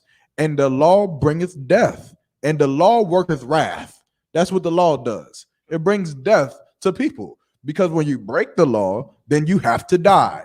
And there's no ifs, ands, buts about it. You just die because you broke the law. People don't want to live under that law, which is why Christians love to push that the law is done away with. So back then, the same Christians today that you know today lived thousands of years ago, and they believe that the Messiah is coming. He's coming. The same way they say they knock on your door, the what you call them? Like The Jehovah's Witness. They say, "Are you ready for Jehovah's return?" Why? Because they believe that Jehovah's return brings life. And life means that there's no what? No sin. I mean, If there's no sin, there's no what? Oh, let them get it. If there's no sin, that means that there's no what? What is a sin? Oh, it's a transgression, Salaki. Of what? Of the law. So if there's no sin, then there's no what? Salaki, there's no law. So if Christ is coming back to fulfill and to bring life, then that means that he's coming to do what? There is no more what? No more law. No more law.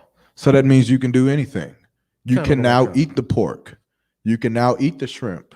You can now eat the lobster because Christ came back and he died for your sins on the cross. His blood was shed. And that's the sacrifice that he made so that now you can do all the things that you wanted to do because of him, because he just wanted you to wanted you to just smoke weed. He just loved you so much that he just wanted you to murder each other and just lie to each other and steal from each other and just sleep with each other's women and he just wanted you to do all of those things, which is of course what is stupid but this is what Christians believe that they wanted. You understand? So for Christ to say, think not, you understand, that I have come to destroy the law, he's telling this because at that time, just like today, Christians believe that the Messiah was coming to get rid of the law because the law brought death. But Christ was not coming to get rid of the law because the law brought death. He was coming to do what? What did Christ come to do? To bring the law because the law brings life. Thank you. Okay. He came to put inside your mind and to show you how this law will make you live. How this law will free you from that oppression. How this law will keep you from living in the ghettos of America. How this law will keep your marriages together. How this law will make you perfect and you should love it because it is life. It is not death. The absence of this law is the death of blacks, Hispanics, and Native American Indians. And that is what Christ came to show us. You understand? Keep going. Verse 18. For verily I say unto you. No, go back to 17. Oh, Verse 17. Think not that I am come to destroy the law or the prophets. Or the prophets. Why? Why did he say or the prophets? It's like it's his disciples, the men out there preaching this law. No. Why do you say or the prophets? Oh, it's like the men in the past who, like Moses and etc. It's like right now, this is a heavy point. You got to pay attention to this. When you want to cut Christians, you got to look at the little small details in these scriptures. You don't need much. If Christ is saying, I've not come to do away with what the prophet said, it's because what is he saying here? I mean, you may not be able to get it. I might just have to give it to you. It's like he said, first of all, who are the prophets, right? Who? Okay, let me try. I'm trying not to give it to you. You want to take a shot first, or you want me to kind of finish? I mean, the prophets was those who were given the oracles of the Most High, who prophesied. But who were they getting that from? Who were they inspired by? The Most High. They were inspired by the Lord, right? And so for Christ to say, I'm not coming to do away with the prophet said that was inspired by the Lord, he's telling them what? Oh, so like I'm not trying to do away with what the Most High said. Meaning, if I was to say I'm doing away with what the prophets did, then I would be saying that the Lord made a mistake. Then I would be saying that the Lord is changing something, that he's contradicting himself in the Old Testament, which is why it's stupid. It's stupid to believe that the Lord would change it. You understand? Which is why Christ is making it very clear. I'm not changing nothing that Moses said, because what Moses said was correct. I'm not changing nothing that none of the prophets before me said, because the prophets before me were nothing without the Lord. The Lord spoke through them. You understand? The Lord was the one who talked to Moses through the burning bush and gave him those 10 commandments. You understand? Which was more than just 10 commandments, but we understand that. If you need that breakdown, we're going to it. But we understand that, but Christ is saying, you understand that these prophets, they prophesied from the Lord. You understand? Like what's written in the Old Testament was written by the Lord. The Lord inspired those prophets to write these records for us. You understand? So Christ is not changing it. But of course, Christians believe that. I don't know how they believe that the law is done away with, even with this one scripture. But go ahead. Maybe you give me some insight. You know, the prophecy says that Christ is going to rule with an iron rod. So how could anybody believe Pause. that there's no law involved? You know, it's crazy. Right. Like you said, I don't understand how they believe the law is done away with either. Yeah. I mean, it doesn't make sense for a Christian church to teach that the law is done away with. Right. And it's being proven right here. You understand? Read it again. Come on. Verse 17. Mm-hmm. Think not that I am come to destroy the law or the prophets. Uh-huh. I am not come to destroy, but to fulfill. So Christ did not come to destroy the law. He came to fulfill it. How is he fulfilling the law? Yanazar. In two ways, Adawan. He fulfilled the law by completing the law, not breaking the law. His life was a fulfillment of the law that he did not break the law at all. Mm-hmm. And also, he fulfilled those things which were prophesied of him to do. Right, but simpler than that. GP. That's correct. Right, he did do that. But more, a little bit more. Christ fulfilled the law by demonstrating and teaching the law. Mm-hmm.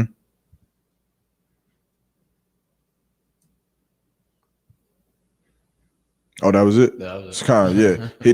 That's how he fulfilled the law. He also did what? Think about the rest of the scripture. Think about what we thought about at that time. What did he show us? And he, Okay. yeah. And another note, he not only did he like demonstrate that law, but what I mean by demonstrate, Mm-hmm. I mean he actually taught the spirit of the law. He taught the spirit of the law. You understand? He didn't just give us the letter of the law. We had the letter of the law. But he taught the spirit of the law. He taught us why even thinking about sleeping with that man's woman, that you would be breaking the law. You understand? He taught us that by even having these thoughts and these ideas, that you are breaking the law. He also taught us that, you understand, that how following this law would breed life into us, how this would fix us as a nation of people. You got to remember, at this time, we were broken. We were a broken nation living under Roman rulership. You understand? Christ couldn't just roam around and just go to the goddamn. He was not in power. Israelites were not ruling the earth at this time. Israelites were in subjection to men around us, just like we are today. So the same way we hold in classes is the same way Paul would have been holding the class. You understand? Teaching brothers. You know the story of the brother the brother fell out the window because he fell asleep from the third story floor. You understand? He fell out the fucking window while he was teaching the class. You understand? But those classes were happening, and Christ was the one bringing those teachings down. And then they would take it and they would teach, and they would tell brothers and they would tell sisters, like, you understand? You can't begin to think a certain way, because when you begin to think a certain way, then you're breaking the law. Then you'll hurt your brother. Then you'll murder your brother, or you'll steal from your brother, or you'll lie from your brother, and you will destroy your nation as a whole. You understand? Christ gave us the spirit of the law, man. Taught us how to love each other. You understand? Even when the brother asked him, how many times should I forgive my brother? Should I forgive him 77 times 7? I mean, or what did he say? Should I forgive him 7 times? Because why? He was looking for a number. He wanted the letter of the law. He wanted, forgive your brother 10 times. After the 10th offense, you can fight him or something like that. But Christ gave him what? The spirit, meaning forgive him always. You understand? Does that always mean that a brother is forgiven? Nope. It don't always mean that. Sometimes a brother dies because he sells drugs. Sometimes the Lord kills a brother because he wants to gangbang. Sometimes a brother dies from HIV and AIDS because he wants to sleep with another man. You understand? Sometimes the Lord's mercy runs out. But for us, you understand, the way that we live our life, we forgive that brother. You constantly, over and over and over again, forgive him. You understand? You give him another chance over and over again. Now, if a brother comes in here and shoots a brother in here, God forbid, of course it'll never happen, because we have the best security in the world. You understand? That was built up by Commander Jenny Yohana, that has made this school impenetrable from any evil, wicked forces on the earth that will ever stand to harm us. You understand? It'll never happen. So you could try it if you want to. If you really want to, you best try that with some Christian church. I guarantee you'll have better numbers there than in here, because it'll only be one number in here. It'll be you. You understand? If any of the idiots listening. But God forbid a brother even had a dream about coming in here and harming a brother inside of this school. Would he ever be able to be inside this school? No, he's not going to be inside this school. You understand? But the spirit of Christ is to forgive our brothers, man. Because of course, the Sadducees and Pharisees at that time were doing what? When you broke the law in any slight way, they would do what? They would kill you. But what was the problem with it? What is the problem with that? GP. What is the problem with what was being taught? What was being taught before Christ was the letter of the law. Meaning if you did this, then you had to be stoned to death. Or if you did this, then you had to die, right? But Christ came to give the spirit of the law. But what was the problem of the law with the Sadducees and Pharisees? Yanazar. Sadducees and the Pharisees corrupted the law. And How? they used the law in a manner to enrich themselves, just like the Christian pastors of today. How? Okay. So they respected persons. One of the things they did, they respected persons. If you had a higher position, it's just like today. The rich man gets away, but the poor man goes to prison and serves a long period of time. In that manner, you know, and the scriptures say that they was, they were stealing the houses of the widows, man, taking their houses and their property, just like the Catholic Church does unto this day. You understand? So, I mean, that's my answer out of one. What you got? So, like, sir, even though there was a penalty of death, they'd still commit the crimes. It didn't stop anything from happening. Who would commit the crimes? So, like, sir, our people, the Israelites. But who in specific? Remember, what was the problem at this time? Like, okay, put this in your mind when I'm asking you this question. Okay. 2,000 years ago has no difference than today. It's not different. It's no different. The only thing that's different from then and today is that back then they had to wait on the Messiah to come and teach them what we are being taught now. We don't have to wait on Christ to teach us nothing. You understand? We don't have to wait on him to come and teach us not a damn thing. When Christ gets back, he's expecting men and women and a nation of people to have already been taught, because he did his job. He did what the Lord told him to do, and he gave his life. Christ does not have to teach no more. You understand? Which is why it's in the position of power of men to come and teach the nation of Israel. Commander Yohana is in that position, right? To teach us. The only thing different today is that we're not being taught by Christ himself specifically. Of course, these records and what Christ did is what we're learning from, but specifically, we're not learning from them. There's nothing different, right? So what was the problem?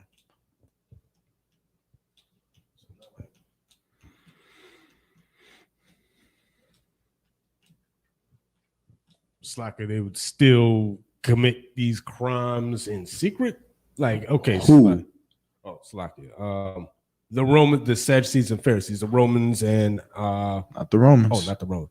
The Sadducees and Pharisees. Your Christian pastor. Creflo Dollar. Go to John 8:7. Creflo Dollar, TD Jakes. You understand? These pastors who are ruling over us, just like the Sadducees and Pharisees thousands of years ago, were trying to make poor people suffer from the law. They wanted them to suffer while they got rich, while they continued to break the law. But because of their power and their authority, you understand, they were not able to be judged because of the law, because they were the one who was giving out the judgment, right? So read what you got, whoever get it. I think you might got to start at verse 5 or something like that. Somebody just start at verse 4. Count. Start at verse 4. It's the book of John, chapter 8, verse 4. They say unto him, Master, this woman was taken in adultery. Hold on 1 second. We got a question online. What do you mean he taught us what? Are you talking about, you referring to Christ? I'm assuming you're referring to Christ. When I'm saying that Christ taught us how to fulfill the law. You understand, how to follow the law perfectly, because at that time before Christ, we had the law of the Old Testament and the old prophets, and we had the law of Moses. You understand? And when we had the law of Moses, it was just the letter of the law. It was written. But that law, you understand, like the scriptures say that the law worketh wrath. And so back then, just like today, we believe that that law brought death on us, because we were being controlled by into following a law, and that if we broke, we would then have to die. Christ came and taught us that that law brought life to us. You understand? By teaching us how it is beneficial to not look at your husband's, so like how to not look at your brother's wife in lust. You understand? How to not look at your brother's wife and say, damn, she got a body on her. Right. Because of course, that would make you want to sleep with her. And then by you sleeping with her, of course, somebody would die in that situation. And that's what Christ came to do. He gave us the spirit of the law. You understand? Like the spirit of the law is the vibe of something. Like you gotta think about it like this. Like imagine you playing football, right? You playing football and you see words on the wall. And these words on the wall say, never give up. And you look at those words every single day of your life. And you read those words and you say, never give up. And you say, okay, that means if I'm tired, that means I got to keep going because I can't give up. I got a D in a class. I got to look at these words, and that means, never give up. And I got to keep going. I got to keep doing it because I can't give up. But then one day you're in a locker room and somebody walks in the locker room and he introduces himself. He says, my name is so-and-so and so-and-so. I played at this school 6 years ago. When I came to this school, I was the highest recruit. The first game that we had against this school, we played against LSU. There was a shooting that happened at that game. My mother and my father was shot in the crossfire and they both died. I took a week off. I came back. I found out that I was diagnosed with cancer 2 weeks later. I was a freshman. The doctors told me I'd never play again. I fought against depression. I fought against illness. I fought against the ability to even walk. But I fought.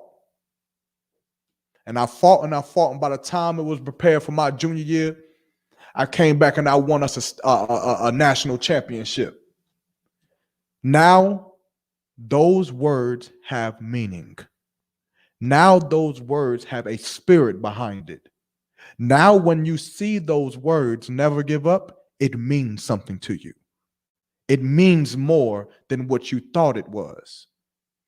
And Christ gave us that spirit. So when you see to not eat pork, you think about him. You think about him on that cross. You think about those gouges they tore into his side. You think about those scorns they put in his face. You think about the crown of thorns that they forced on his head. You understand the stab wounds that he had, the whiplashes on his back. And you think that Christ came to give us this law, and he loved us that much, and he believed in us that much that we could follow that. That is the spirit of what Christ was giving us. So now these words aren't just words. It's not literature no more. It's not don't eat pork. It's now I have to save my nation. I have to pay for what Christ gave me, so I can't eat that pork. I have to pay for what Christ did, so I can't sleep with my brother's wife. I have to pay for the life that Christ gave, so I can't go and get tattoos. So I can't go and be a homosexual. So I can't go and do whatever the hell I want to do, because I have to pay for what he gave me. And he gave me the spirit of this law. And so now it means something to us. Now it means something. Now it's not death or being controlled by the law. Now this is our life. Now it's the breath of life that Christ gave into us. And that is what Christ taught us. He gave us the spirit behind it. You understand? He gave us the reason why we should follow these laws. And he gave us the love for it. You understand? And that's what Christ did. He gave you the love, he gave you the spirit behind those words that were written all so long ago. And that's what we're teaching here in this class tonight. That's what Christ taught us. You understand? But Salak, it back on topic. Go to verse 7. Or verse 3, wherever we was at. Go ahead. It's like verse 4. Verse 4, go ahead. Sir. This is the book of John, chapter 8, verse 4. Mm-hmm. They say unto him, Master, this woman was taken in adultery. So the Sadducees and Pharisees came into Christ and said, Master, this woman was taken in adultery. You understand? Meaning this woman was found sleeping with another man. You understand? Keep going. In the very act. In the very act, meaning she was in the bed with him. You understand? Keep going. Verse 5. Now Moses in the law commanded us that such should be stoned. That such should be stoned. Now, what you got to understand is that the Sadducees and Pharisees were always trying to do what? Discredit Christ. They wanted to take him from the position that he had. Right? So they calling him master because they want to see what he's going to say, which is why they're bringing up Moses in the Old Testament, which is the letter of the law. Keep going. But what sayest thou? So he's saying, but what sayest thou? In the Old Testament, it says that she's supposed to be stoned to death. Right. But what does say you? You understand? Keep going.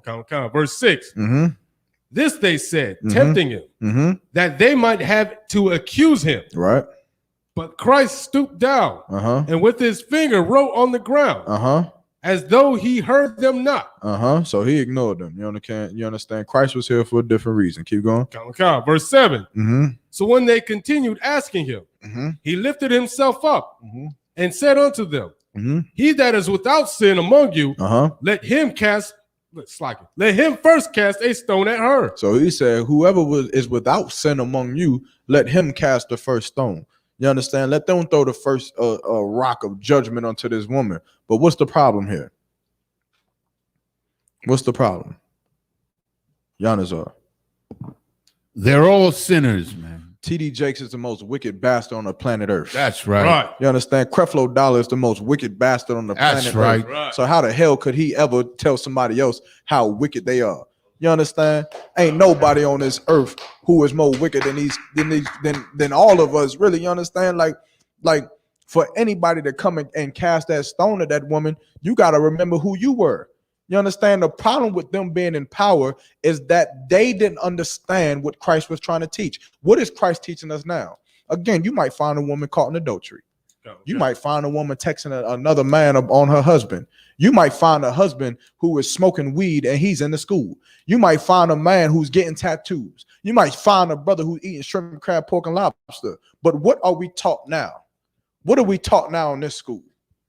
So like I said, young man, that before that we did those things too. We did wrong out there in the world. We did it, or you still do, Ak. We still fucking up. Every day of your life, you still doing something that's wrong. You may not be out here murdering somebody, but you are still doing something that's wrong. How many times you done slept in when you're supposed to be at Sabbath service? How many times you done slept in when you're supposed to be at class? How many times you done did it? How many times you done ate something and you didn't look at the ingredients and found out later they had pork in it? That's the lack of your due diligence. How many times you done ate at a restaurant and you didn't ask them if they cooked it with shrimp or pork or lobster and you just ate it anyway? How many times? So what you gonna do? You gonna look at that brother because he's smoking a blunt and you gonna sideways eye him? You gonna look at him and say, oh no, you disgusting, you beneath me. When we are all beneath everything. We are all beneath Christ in here because we all are messing up. We all have, you understand? I hate to say it. I ain't gonna say it because it's Christian as all hell. You understand? But we all have not lived, you understand, to our fullest potential up in this world, man. You understand?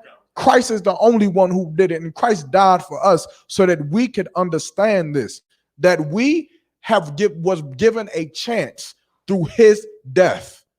So now that brother who's smoking weed, he has a chance too. You understand? That brother who's a homosexual, he has a chance too. The brother who's a murderer, he has a chance. The brother who's a gangbanger, he has a chance. The drug dealer has a chance. The whore, the adulterer, the fornicator, they have a chance too, because you're in here. And the truth is, about every last single one of us in here, we should all be where? Dead. And that's the truth. We should all be dead if we was going to live by the letter of the law. You understand? But we have to learn what Christ was teaching us, which was the spirit of the law, which is why he said, he is who without sin, then let him cast the first stone. Keep reading. Verse 8. Mm-hmm. And again he stooped down Mhm. and wrote on the ground. Mm-hmm. Verse 9. Mm-hmm. And they which heard it, being convicted by their own conscience, They were convicted by their own conscience. Keep going. Mhm. went out one by one, Mm-hmm. beginning at the eldest, Mm-hmm. even unto the last. The beginning at the eldest, meaning the eldest one was like, he probably 80-something years old. He like, damn, I've been sinning my whole goddamn life. Right. You understand? Keep going. And Christ was left alone, Mm-hmm. and the woman standing in the midst. Mm-hmm. Verse 10. Mm-hmm. When Christ had lifted up himself, Now, okay, keep going. Keep going. and saw none but the woman, Mm-hmm. he said unto her, Woman, where are those thine accusers? Now, why did Christ bend down when he asked this question? It's like, sir, he bent down at first to see, who would be, waiting to see who would be left here behind him, and then gets back up to see that, if anybody's stuck around. Why did he bend down? For time's sake, I give it to you. He bent down because he was going to allow it to happen. Somebody would, if they was going to stone him, he was going to allow it to happen because it was the law. Remember what Christ said. He didn't come to do away with the law. He didn't come to do away with what Moses said. He wasn't doing away with nothing. So they were right to say that she should have been stoned to death, as she should have, because that was the law. But Christ been down to allow it to happen. Now, when he looked up and he was the only one there, what is so? Well, you have to keep finishing. I'll come back to it. Finish it. Mm-hmm. Hath no man condemned thee? Mm-hmm. Verse 11. She said, No man, Lord. Mm-hmm. And Christ said unto her, Neither do I condemn thee. Mm-hmm. Go and sin no more. So Christ let her go. What is so powerful about that? What is so important about that? So, like I said, he forgave her for what she did and said, now don't do that again. But what is so powerful about that? Because the other ones who would have condemned her for it had no right to condemn her for it. So, like, opposite of that. What is so powerful about what Christ did? Oh, it's like he saved her life, basically. He did. He did save her life. He gave her another chance. But what's so powerful about what he said? Think about what he told the Sadducees and Pharisees. What did he say to them? It's like if you were not without sin, then you can put this woman to death. And Christ let her go. So, what's so powerful about that? What is so heavy about that? It's like he put that mirror up to them, show them that their wicked ways. He did. That's powerful. That's heavy. That's exactly what Christ is trying to do. But what's heavy? He looked up and seen that there was nobody there, and it was just him. He was there. But what's so heavy about that?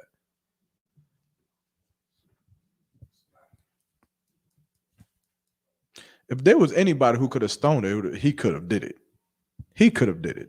He was the man who was without sin. He was the one who could have stoned her to death. He had the power and the right by God to kill that woman, but he didn't. Which should show you what? Even though you have the power, even though you have the keys to the earth, you know the scriptures, you know the breakdowns, you know what brotherhood is and sisterhood is. When you look at these brothers out here who are crackheads, you should do what for them? It's like he said, forgive them. Give them mercy like Christ gave her. Give them mercy. You understand? Give your brother some mercy. Give your sister some mercy, man. Show her in good faith that you understand that you're gonna stand with her, that you're gonna give her give her another chance. Give him another chance to change. Because if anybody could have been out here stoning every goddamn body, it's Christ. He could be out here stoning whoever the hell he want to stone. He ain't sinning against nothing. You understand? but he gave her a chance. So who are we to ever tell somebody that they you understand, don't have a right to come into this class? You understand? Who are we to ever be like IUIC and tell some nigga on the street that he doesn't have a right to come in here because he doesn't have a job? Who are we to ever treat somebody like a Christian pastor and tell somebody because he's homeless that he can't come and sit in these classes? You understand? In the ISUPK, we don't do that, because in the ISUPK, we follow after the Spirit of Christ. You understand? You're going to come in these classes, you're going to sit beside that homeless man. You're going to sit beside that homeless sister, and she going to stink. She going to stink from filth because she sleeps under a goddamn bridge. And you know what you're going to do? You're going to mind your fucking business and learn. Right. That's exactly what you're going to do. And you're going to forgive her for stinking. You're going to forgive him for stinking. And you're going to try to help him like Christ gave this woman some help. You understand? That's exactly what we do. You understand? And that's what Christ was teaching us, man. Keep going. Mm-hmm. Verse 12. Then spake Christ again unto them, saying, I am the light of the world. He that followeth me shall not walk in darkness. I'm the light of the world. He that followeth me shall not walk in darkness, man. You understand me? And you won't walk in death. You won't die like the rest of the world. You'll live. Keep going. Okay. But shall have the light of life. Verse 13. Drop that. Go to 1 John 1:7. What's the time we got? 9:57. Good night. All right. Good night. I was like, all right. I thought that, damn. I only went over one scripture I got wrote down. 1 John 1 and verse 7. First John 1 and 7. Kind of.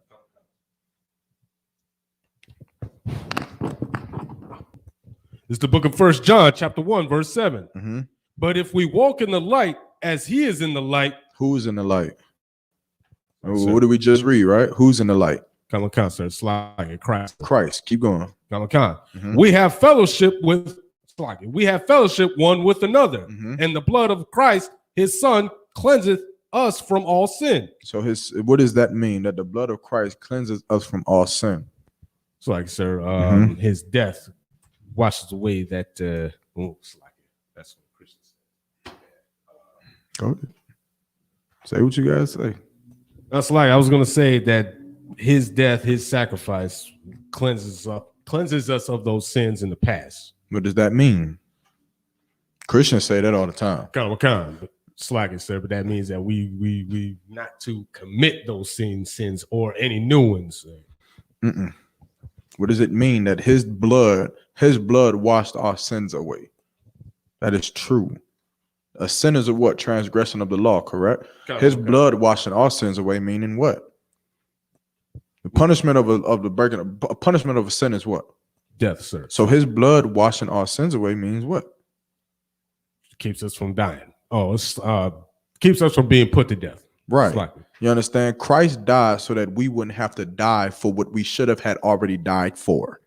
We should have been dead, but Christ came and was sent by our Father to die for us. Now, that means that we have what, sis? We have a what? You on it, right? Yanazar. For time's sake, if you don't got the mic, just speak up. It's a grace period. We have a chance. We have a chance to change what it was that we were doing, right? We have a chance to live. Give me Proverbs 28 and 16. 28 and 16.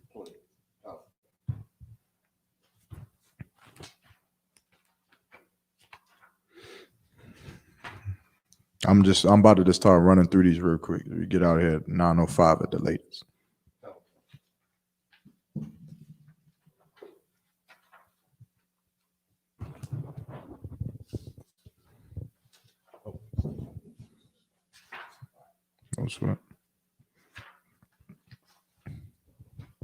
And then somebody else give me Galatians 5 and 16 for time's sake.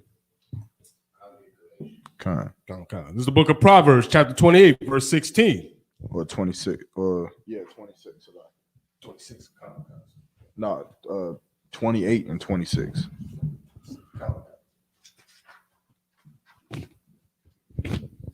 It's like it. This is the book of Proverbs, chapter 28, verse 26.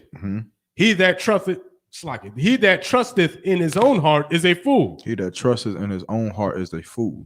Blackity blacks, when they get together and build neighborhoods and make their own constitutional laws and missions and all that, you understand it's foolish to do that. Right. You understand? Keep going. Come on. But whoso walketh wisely, he shall be delivered. But whoso walketh wisely, he shall be delivered. What is wise? Where does wisdom come from? Giannis, The fear of the Lord is the beginning of wisdom. Meaning what? To obey law, statutes, and commandments. Right. So the law, statutes, commandments is your wisdom, right? The wisdom means what? Knowing what right from wrong is, right? That's your wisdom.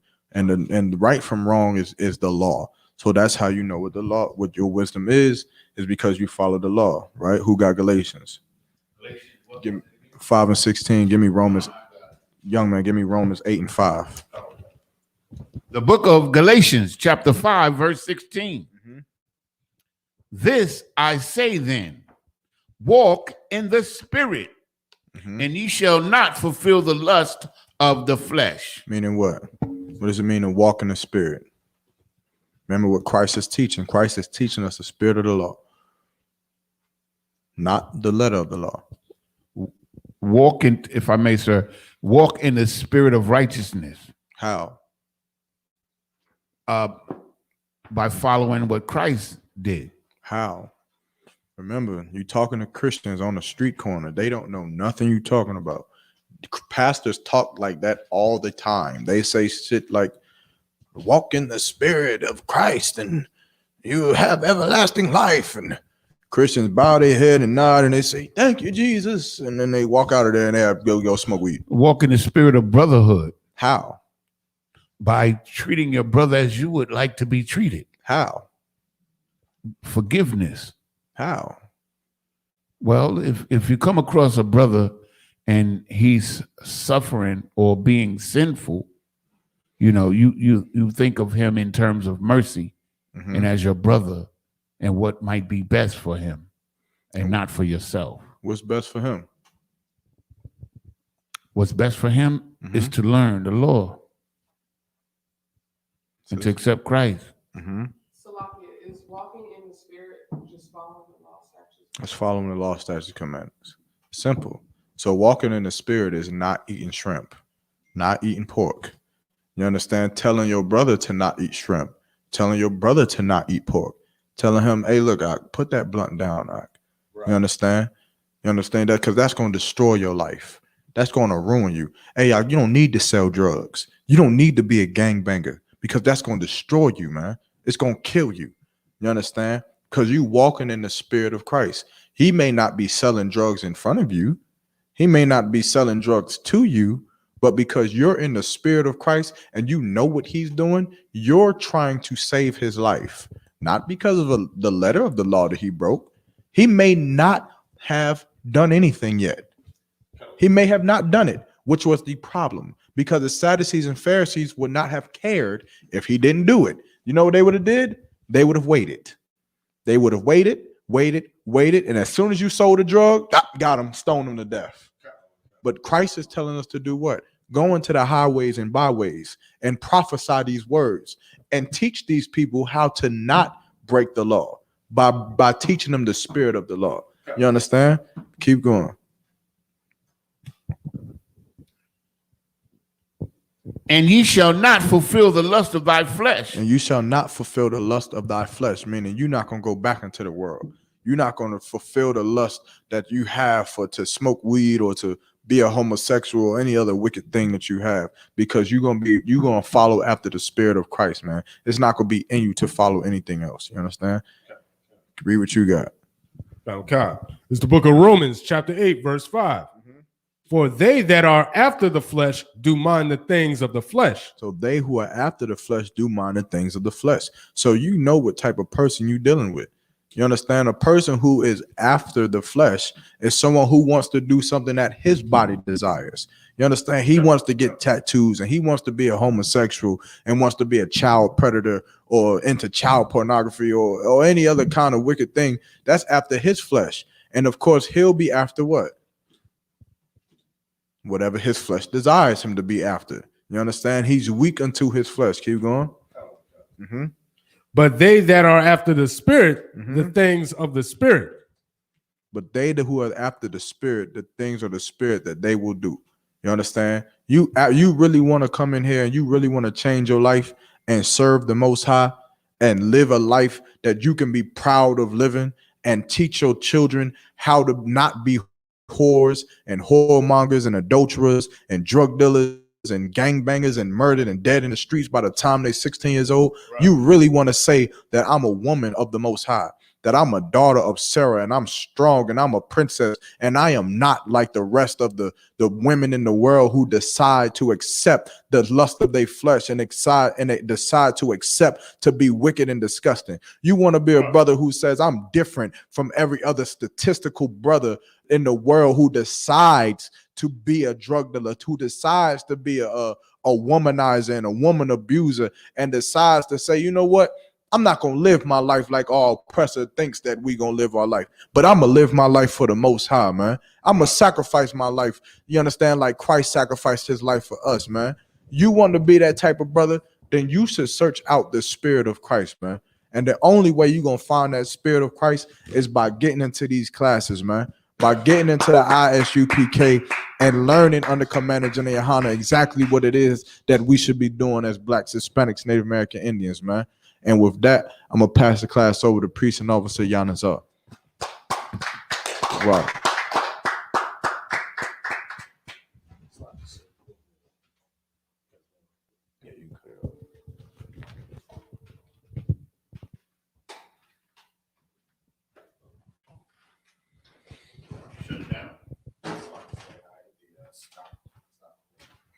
Stop the program. End of the broadcast. See this right here? We end the broadcast right there.